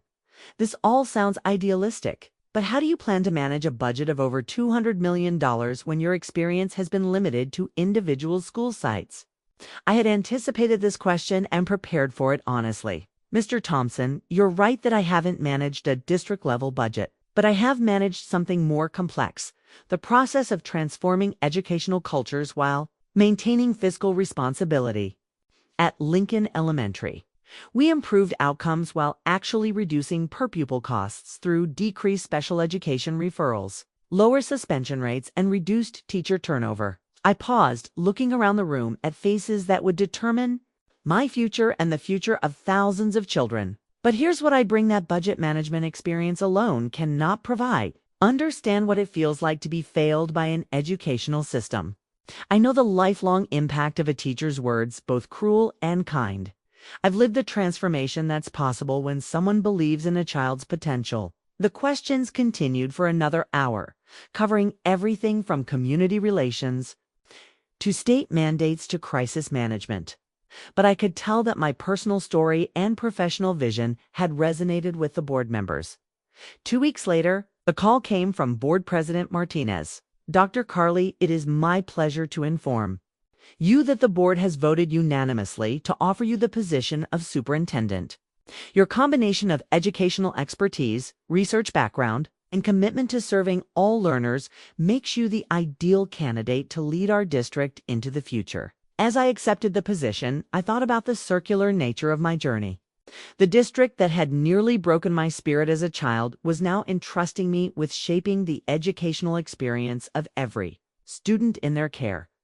Mrs. Henderson, still teaching in one of their elementary schools, would soon be working under the supervision of the student she had dismissed as too stupid to learn. My superintendent application sits framed in my office now, next to my diplomas and awards. It represents more than a career achievement. It's evidence that the voices that try to limit us can ultimately inspire us to break down those limitations for others. The little girl who had been told she would never amount to anything was about to become the most powerful educational leader in the district, with the authority to ensure that no other child would ever hear those devastating words again. The official school board meeting where my appointment would be announced was scheduled for a Tuesday evening in May. As I sat in the back of the packed auditorium, waiting for my name to be called, I felt the weight of 30 years collapsing into a single moment. The nervous 7-year-old who had once been called too stupid to learn was about to be named superintendent of the very district where those words had been spoken. Board President Martinez called the meeting to order, working through routine business before reaching the evening's main event. When she finally announced my appointment, the auditorium erupted in applause. Teachers I had worked with, parents whose children I had served, community members who had followed my career. They were all there to witness this historic moment. Dr. Ardath Karlie brings a unique combination of classroom experience, research expertise, and transformational leadership to our district. Board President Martinez announced as I walked to the podium. Her proven track record of turning around struggling schools and her commitment to serving all learners make her the ideal candidate to lead us into the future. Standing at that podium, looking out at faces filled with hope and expectation, I thought about Mrs. Henderson. Was she watching the local news coverage? Did she realize that the child she had dismissed was now her boss? The irony was almost too perfect. I had learned that the most powerful revenge was not personal vindication, it was systemic transformation. The formal board resolution appointing me as superintendent was read aloud, its legal language making my new authority official. But the words that mattered most came in the final paragraph. Dr. Karlie is hereby granted full authority over all educational programs, personnel decisions, and policy implementation within the district. Effective July 1st, full authority over all personnel decisions, including Mrs. Henderson. The weeks between my appointment and the start of my tenure were a whirlwind of preparation. I met with every principal, reviewed personnel files, analyzed achievement data, and began developing my entry plan for the district. But one file kept drawing my attention. Margaret Lincoln Elementary. Mrs. Henderson was now 62 years old, with 35 years of teaching experience.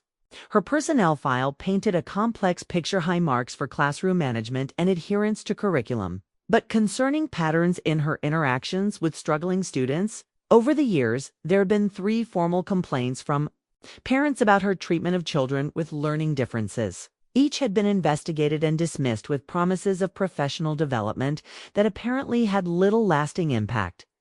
Reading through incident reports and parent complaints, I saw my own experience reflected again and again. A child with dyslexia who was told he was lazy and unwilling to try.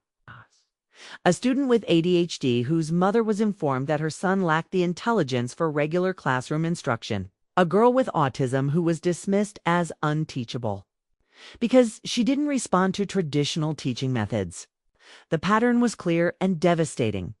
Mrs. Henderson hadn't learned from whatever professional development she had received. She was still crushing children's spirits with the same cruel certainty she had used on me 27 years earlier. I called Dr. Patricia Vasquez, my former mentor, to discuss the ethical complexities of my situation. Ardath, she said, after I explained my concerns, you have a responsibility to every child in that classroom, past and present. Your personal history with Mrs. Henderson doesn't disqualify you from making necessary personnel decisions. It qualifies you to recognize patterns that others might miss. But how do I handle this objectively, I asked. How do I separate my own trauma from my professional responsibilities? By focusing on the data, she replied. Document everything. Follow district procedures. Make decisions based on evidence and student welfare, not personal vindication. The children in her classroom deserve protection from harmful teaching practices, regardless of your history with her. I spent the next month developing a comprehensive plan for addressing 9 problematic teaching practices district-wide. Mrs. Henderson's classroom would be part of a broader initiative to ensure that all teachers received updated training on learning differences, trauma-informed practices, and inclusive instruction. If she could change her approach, she would have support to do so. She couldn't or wouldn't. The district's most vulnerable students needed protection. My first day as superintendent arrived with the August heat and the familiar anticipation of a new school year. The central office staff gathered in the boardroom for my inaugural leadership team meeting, their faces showing a mixture of excitement and uncertainty about working with their new boss. "Thank you all for being here," I began, looking around.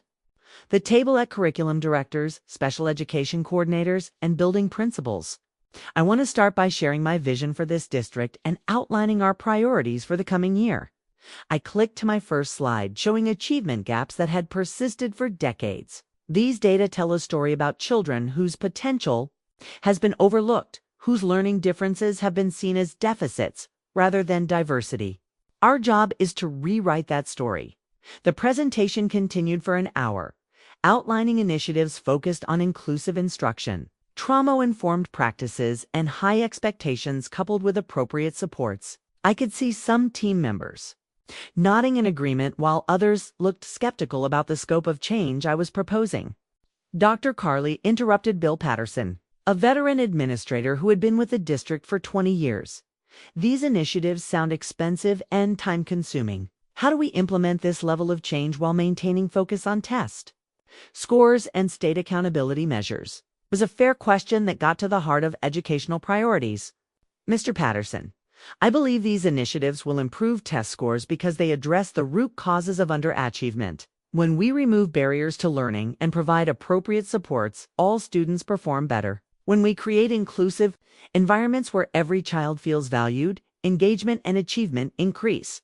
The meeting concluded with specific assignments for each team member and a timeline for implementation. But as people filed out of the boardroom, I was already thinking about the more challenging conversations that lay ahead, particularly the one I would eventually need to have with Mrs. Katix.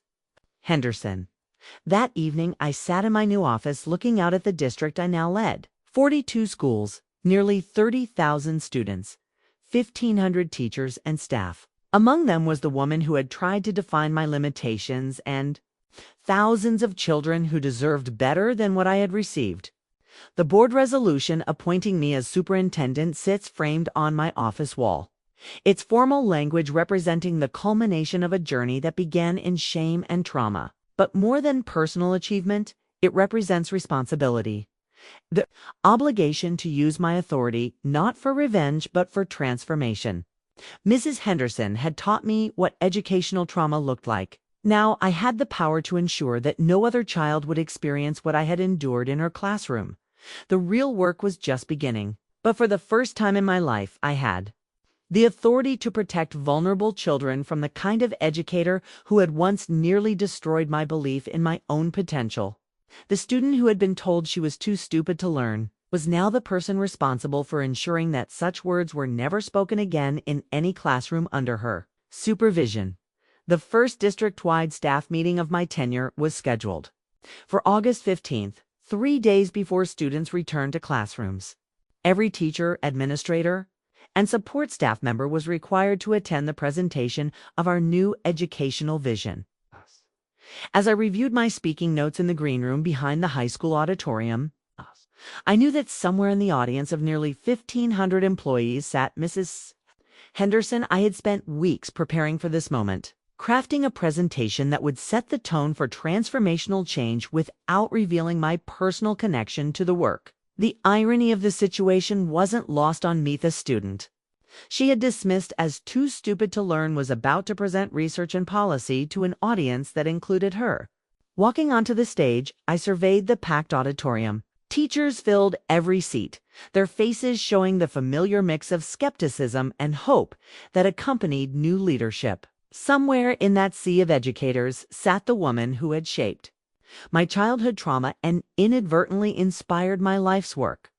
"Good morning, educators," I began, my voice carrying clearly through the auditorium's sound system. "I'm Dr. Ardath Karlie, and I'm honored to serve as your new superintendent. I want to begin today by sharing why I chose education as my career and what drives my commitment to serving all learners."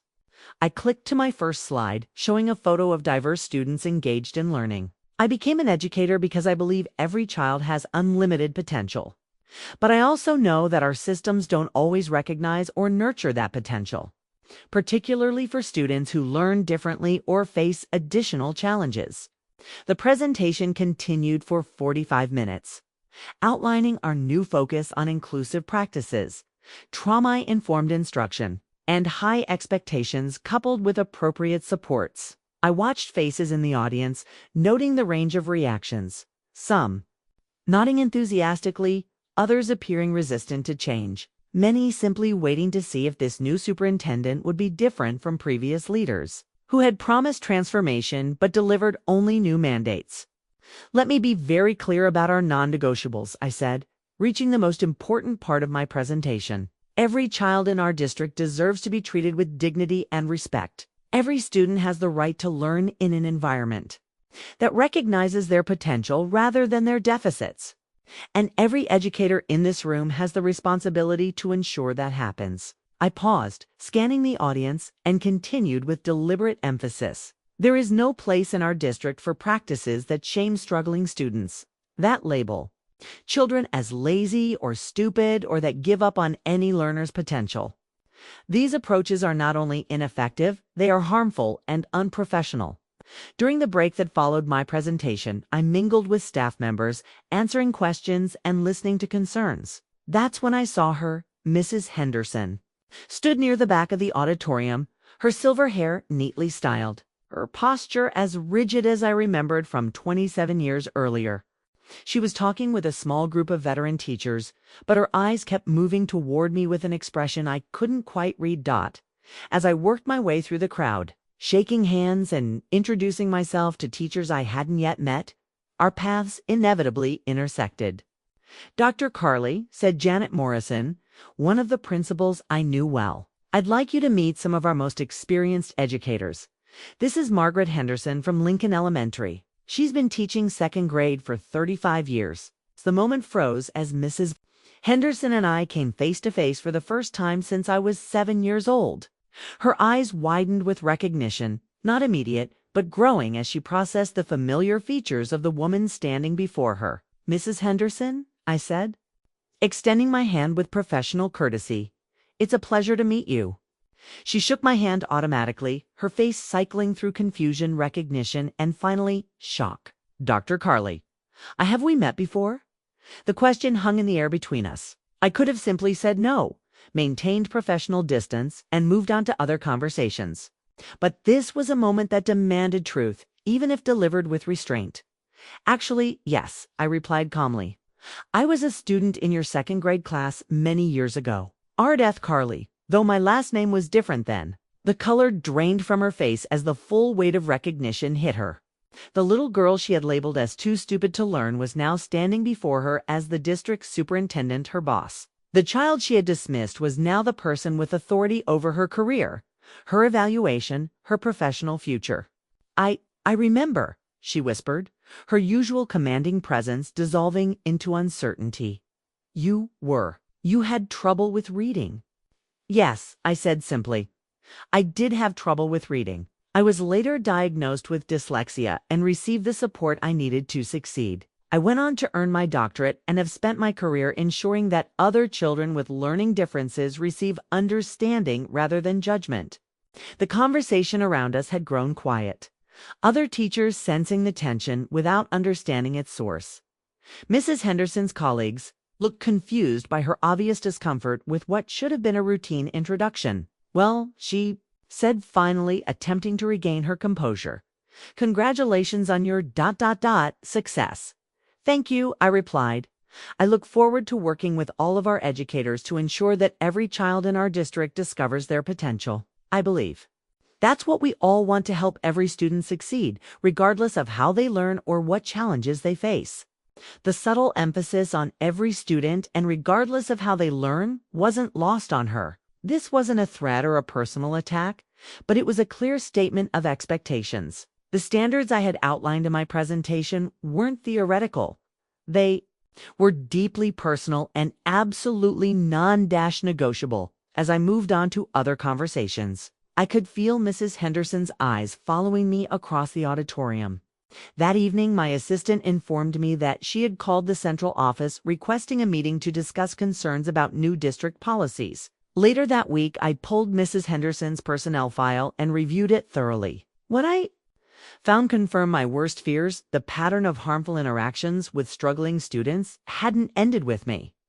Over the decades, she had continued to crush children's spirits with the same casual cruelty she had shown me. Parent complaints, incident reports, and professional development requirements painted a picture of an educator who had never learned to see potential in students who didn't fit. Traditional molds. The file revealed a teacher who was technically competent in delivering curriculum but fundamentally harmful in her approach to children who needed extra support. She met state requirements for professional development but consistently resisted training focused on learning differences or inclusive practices. Most damaging were the documented statements from parent conferences, where she had told families their children were not cut out for academic success or lacking the necessary intelligence for grade-level work. That night, I sat in my office, reviewing Mrs. Henderson's file and reflecting on the circular nature of my journey. The woman who had tried to end my educational story before it began was now working under my authority. But this wasn't about revenge. It was about responsibility. I had the power to ensure that no other child experienced what I had endured in her classroom. And that responsibility transcended any personal satisfaction I might feel. The first encounter was over, but the real work was just beginning. Mrs. Henderson now knew that her former victim had not only survived but thrived beyond her cruelest predictions. More importantly, she understood that the child she had tried to break was now the person with the authority to protect other vulnerable students from experiencing the same trauma. The personnel file that documented decades of harmful practices would soon become the foundation for crucial decisions about Mrs. Henderson's future in our district. The student she had labeled as too stupid to learn was now reviewing evidence of her continued failure to recognize and nurture student potential. Armed with both professional authority and personal understanding of the lasting damage such attitudes could cause. 3 weeks into the school year, the complaints began arriving on my desk. Not about Mrs. Henderson specifically, but about outdated teaching practices throughout the district that I had committed to addressing. However, as I reviewed incident reports and parent concerns, a troubling pattern emerged that centered disproportionately on one classroom. The first formal complaint came from Maria Santos, mother of 7-year-old Diego, who had been placed in Mrs. Henderson's second-grade class. I read her handwritten letter with growing recognition and dread. "Dr. Karlie," the letter began, "I am writing to express my concerns about my son's treatment in Mrs. Henderson's classroom. Diego has been struggling with reading, and when I met with Mrs. Henderson last week, she told me that some children simply don't have the brain power for academic success. She suggested I consider lowering my expectations, perhaps look into vocational training for my 7-year-old son." The words hit me like physical blows. 27 years later, Mrs. Henderson was still delivering the same devastating messages to vulnerable children and their families. Diego was experiencing exactly what I had endured, and his mother was hearing the same crushing pronouncements about her child's limitations. 2 more letters arrived that week. Jennifer Walsh wrote about her daughter Emma, who had been diagnosed with ADHD. Mrs. Henderson told me that Emma's hyperactivity proves she lacks the self-control necessary for learning. She said children like Emma are too disruptive for regular classroom instruction and should be removed to special programs. The third complaint came from Robert Chen, father of Kevin, a bright child who struggled with processing speed. Mrs. Henderson informed me that Kevin's slow responses indicate limited cognitive ability and that I should accept reality about his intellectual capacity. She recommended he be retained in 2nd grade because he will never keep up with his peers. Reading these letters, I felt the familiar rage that had sustained me through my doctoral research. Mrs. Henderson hadn't changed. She was still crushing children's spirits with the same casual cruelty, still convincing parents to abandon hope for their struggling learners, still using her authority to inflict lasting psychological damage on the most vulnerable students in her care. I called my Director of Human Resources, Sandra Williams, to discuss the situation. As a new superintendent, I needed to ensure that any personnel decisions were based on proper procedures and documentation, not personal history. "Sandra, I need you to conduct a thorough investigation of the complaints against Mrs. Henderson, I said, handing her the parent letters. Follow all union protocols and district procedures. Document everything. I want a complete picture of her current teaching practices and their impact on students. Dr. Karlie Sandra replied after reviewing the letters. I should mention that Mrs. Henderson has requested a meeting with you. She seems concerned about the new district policies and their impact on her teaching methods. The irony was almost overwhelming. The woman who had never shown concern for the impact of her methods on children was now worried about policies designed to protect vulnerable students. Sandra's investigation took 2 weeks and confirmed my worst fears. Classroom observations revealed teaching practices that were not just outdated but actively harmful. Mrs. Henderson consistently singled out struggling students for public criticism, used shame as a motivational tool, and demonstrated clear bias against children with learning differences. The observation report was devastating during a reading lesson. Mrs. Henderson called on a student with dyslexia to read aloud, then interrupted him after 30 seconds to say, "This is why some children need to work harder to keep up." When the child became visibly upset, she told the class, "Crying won't make the words easier to read." Student interviews conducted by the school counselor revealed the emotional impact of Mrs. Henderson's approach. 7-year-old Diego told the counselor, "Mrs. Henderson says my brain doesn't work right. I don't want to go to school anymore," Emma confided. "I try to sit still, but when I can't. Mrs. Henderson tells everyone I'm a bad kid who can't learn." The investigation culminated in a folder of evidence that documented a clear pattern of educational malpractice.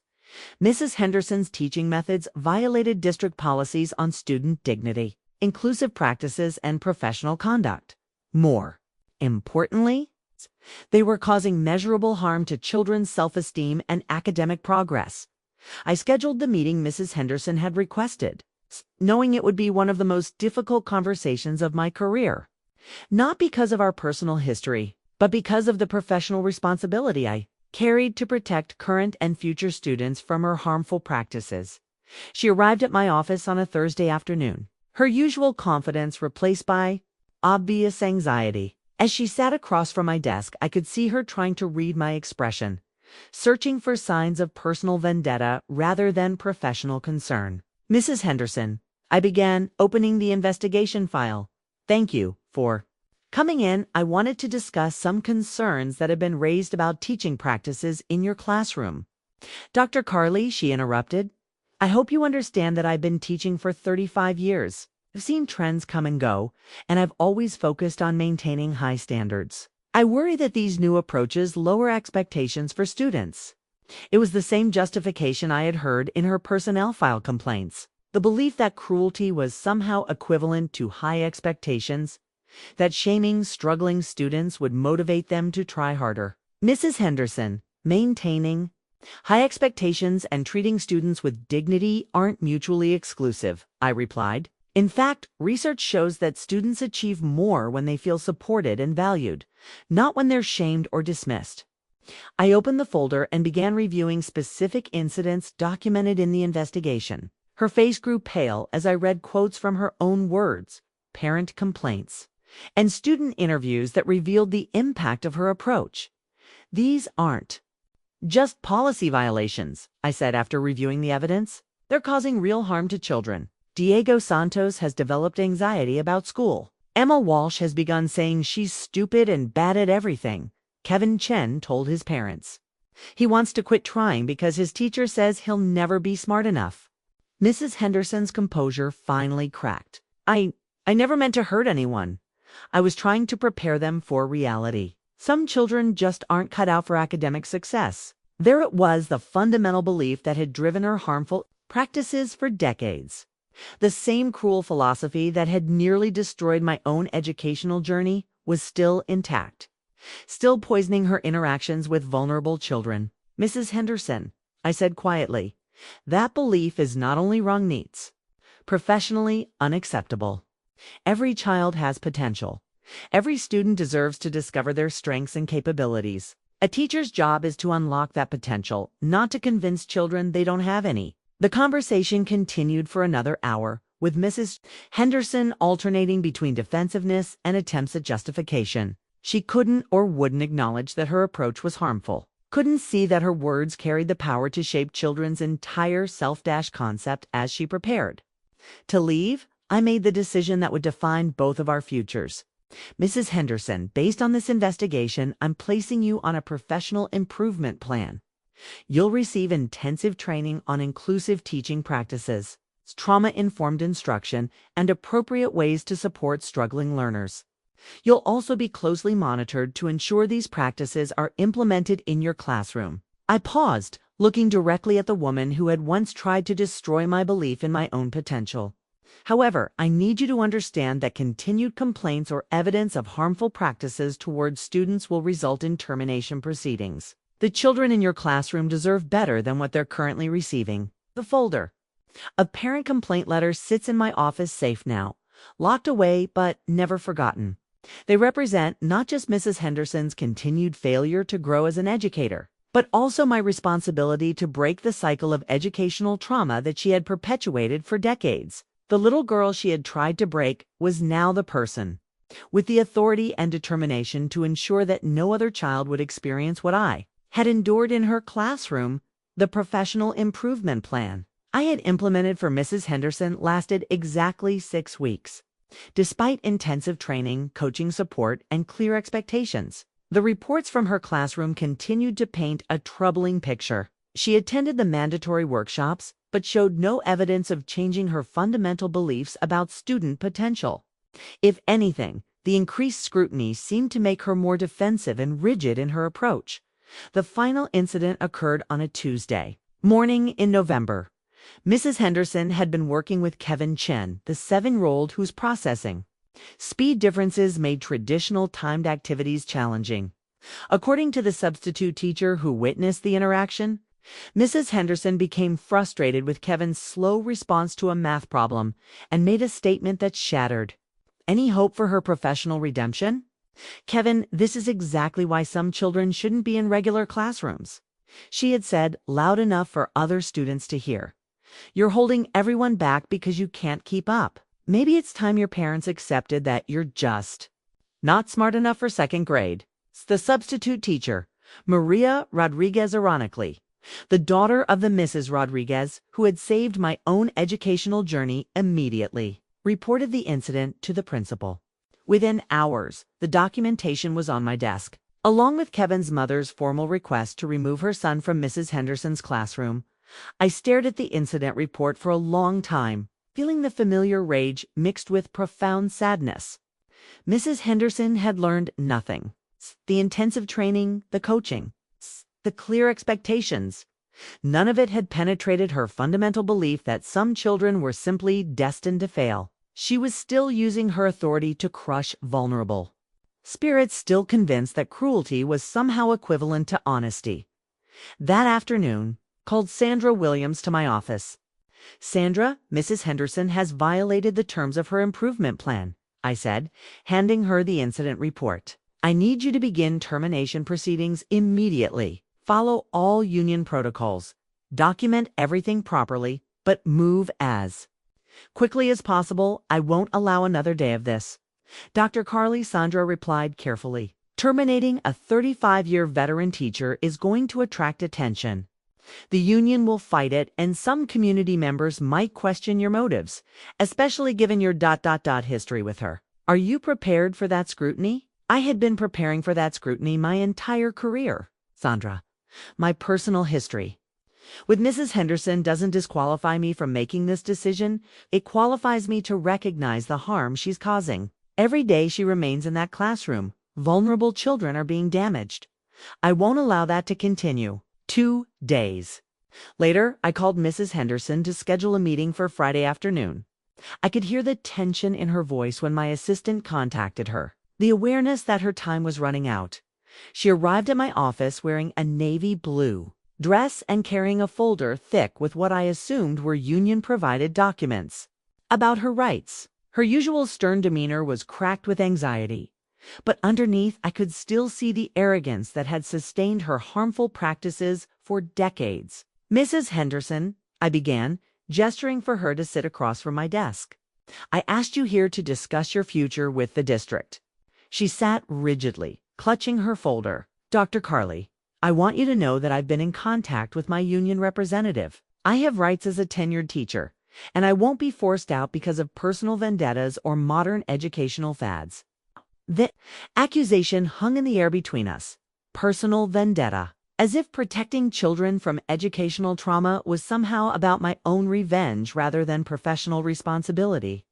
Mrs. Henderson, I said quietly, says nothing to do with personal history and everything to do with professional standards. You violated the terms of your improvement plan by continuing to shame and dismiss struggling students. That's not a personal opinion, it's documented fact. I opened her file and pulled out the incident reports. Parent complaints. And observation notes that had accumulated over the past months. Kevin Chen's mother has requested his immediate transfer from your classroom because you told him he wasn't smart enough for second grade. Diego Santos has developed school anxiety so severe that his parents are considering homeschooling. Emma Walsh has begun saying she's stupid and worthless because of messages she's receiving in your classroom. With each example, Mrs. Henderson's face grew paler, but her expression remained defiant. Children need to understand their limitations. She said, it's not kind to give them false hope about abilities they don't possess. There it was, the fundamental belief that had driven her harmful practices for 35 years. She genuinely believed that crushing children's spirits was a form of kindness, that destroying their confidence was preparing them for reality. Mrs. Henderson, I said, my voice steady despite the emotion building inside me. I was one of those children you believed had limitations. I was the 7-year-old you told was too stupid to learn. Do you remember that? For the first time since she'd entered my office, her composure cracked completely. I remember you struggled with reading. I was trying to be realistic about your prospects. Realistic, I repeated. You were being realistic when you publicly humiliated a 7-year-old for having dyslexia. You were being helpful when you convinced my family that I would never succeed academically. I stood and walked to the wall where my diplomas hung: bachelor's degree, master's degree, doctorate, all earned despite her predictions. Mrs. Henderson, I'm the superintendent of this district.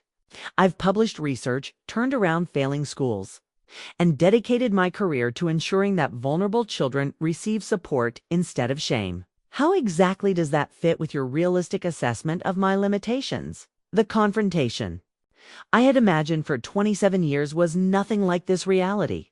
There was no satisfaction in her obvious discomfort, no triumph in proving her wrong. There was only sadness for all the children she had damaged and determination to prevent future harm. I have to give you a choice, I continued, returning to my desk. You can resign from the district with dignity, taking early retirement with full benefits. Or I can proceed with termination proceedings based on your violation of professional standards and continued harm to students. Mrs. Henderson sat in silence for several minutes, the weight of 3 decades of harmful practices finally catching up with her. When she finally spoke, her voice was barely above a whisper. I never meant to hurt anyone. I thought I was helping them understand reality. I believe you thought that, I replied. But impact matters more than intent. The children in your classroom don't care what you meant to do. They only know how your words made them feel about themselves. She opened her folder and pulled out a single sheet of paper. Resignation letter her union representative had apparently helped her prepare. If I resign, what happens to my reputation? What will people think? It was a question focused entirely on herself, with no consideration for the children she had harmed or the families she had devastated with her crushing assessments of their children's potential. Mrs. Henderson, your reputation is something you'll have to manage yourself, I said. My concern is for the students who deserve teachers who believe in their potential rather than dismiss it. She signed the resignation letter with shaking hands, dating it for the end of the semester. As she prepared to leave, she looked back at me with an expression I couldn't quite interpret. You were always a determined child, she said quietly. I suppose I should have recognized that. Determination wasn't enough, I replied. I needed adults who saw my potential when I couldn't see it myself. Every child deserves that, Mrs. Henderson. Every single one. After she left, I sat alone. In my office, holding her resignation letter. The document represented the end of a career that had spanned 35 years but had caused immeasurable harm to vulnerable children. Mrs. Henderson would retire with full benefits. Her harmful practices finally ended but never fully acknowledged. The resignation papers sit in my office files now, marking the conclusion of a journey that began with a 7-year-old's broken spirit and ended with that same child. Now an adult, having the power to protect others from similar trauma, Mrs. Henderson's teaching career was over. But the healing work for me and for all the children she had affected was just beginning. The girl she had tried to destroy with her words had become the woman who ended her ability to destroy others. It wasn't revenge, it was justice, protection, and the breaking of a cycle that had harmed too many children for far too long. 6 months after Mrs. Henderson's resignation, I received a letter that would forever change how I understood the ripple effects of both trauma and healing. It arrived on district letterhead, but the careful handwriting belonged to a child, not an administrator. Dear Dr. Karlie, the letter began in the precise script of a 7-year-old working hard to make every letter perfect. My name is Sophia Martinez, and I am in 2nd grade at Lincoln Elementary. My new teacher, Mrs. Johnson, told us we could write to you about anything we wanted. I wanted to thank you for making school a place where kids like me can feel smart. I had to pause reading, my hands trembling slightly as the weight of those words settled over me. Here was a child expressing gratitude for something I had never had. It's an educational environment that recognized her intelligence despite the challenges she faced. I have something called dyslexia, which makes reading hard for me, Sophia continued. But Mrs. Johnson says that just means my brain works in a special way, and she helps me learn with books. It's come with listen to and extra time for tests.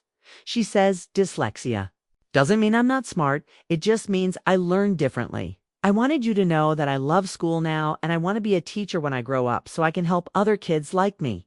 The letter was accompanied by a drawing a stick figure with long black hair standing in front of a classroom full of smiling children. At the top of the page, in careful letters, Sophia had written Dr. Karlie, the boss who makes sure all kids feel smart. As I sat in my office holding Sophia's letter, I thought about the journey that had brought me to this moment. 27 years ago, I had been a broken 7-year-old who believed she was too stupid to learn. Today, I was reading a letter from another 7-year-old with dyslexia who felt smart, supported, and hopeful about her future. The transformation wasn't just personal, it was systemic. In the months since Mrs. Henderson's departure, Lincoln Elementary had become a model for inclusive education. Kevin Chen, whose processing speed differences had made him a target for shame, is now thriving in a classroom that accommodated his learning style. Diego Santos, who had developed anxiety about school, was working with a teacher who celebrated his bilingual abilities and cultural strengths. Emma Walsh, whose ADHD had been seen as disruptive behavior, was channeling her energy into creative projects that showcased her intelligence. But Sophia's letter represented something even more profound, proof that we had broken the cycle. She would never know the shame of being labeled as too stupid to learn, because we had created systems that recognized and nurtured her potential from the beginning. She would grow up believing in her own intelligence because the adults in her educational journey understood that different didn't mean deficient. The impact extended far beyond individual children. Since implementing trauma-informed practices district-wide, we had seen dramatic improvements across all metrics that mattered. Suspension rates had dropped by 70%. Chronic absenteeism had decreased significantly. Most importantly, student achievement had increased as we removed barriers and provided supports that allowed all learners to demonstrate their capabilities. I had also begun sharing my story more openly, speaking at national conferences about the long-term impact of educational trauma and the healing power of inclusive practices. Each time I told the story of Mrs. Henderson's cruel words and their lasting effects, I saw recognition in the faces of educators who had either experienced similar trauma themselves or witnessed it in their students. Oh, your story gives me courage to advocate for my struggling students, one teacher told me after a conference presentation in Denver. I realize now that what we say to children becomes their internal voice. I want to make sure that voice is one of hope, not limitation. That conversation had led to the development of our district's new teacher training program, focused not just on instructional strategies, but on the profound responsibility educators carry in shaping children's self-concept.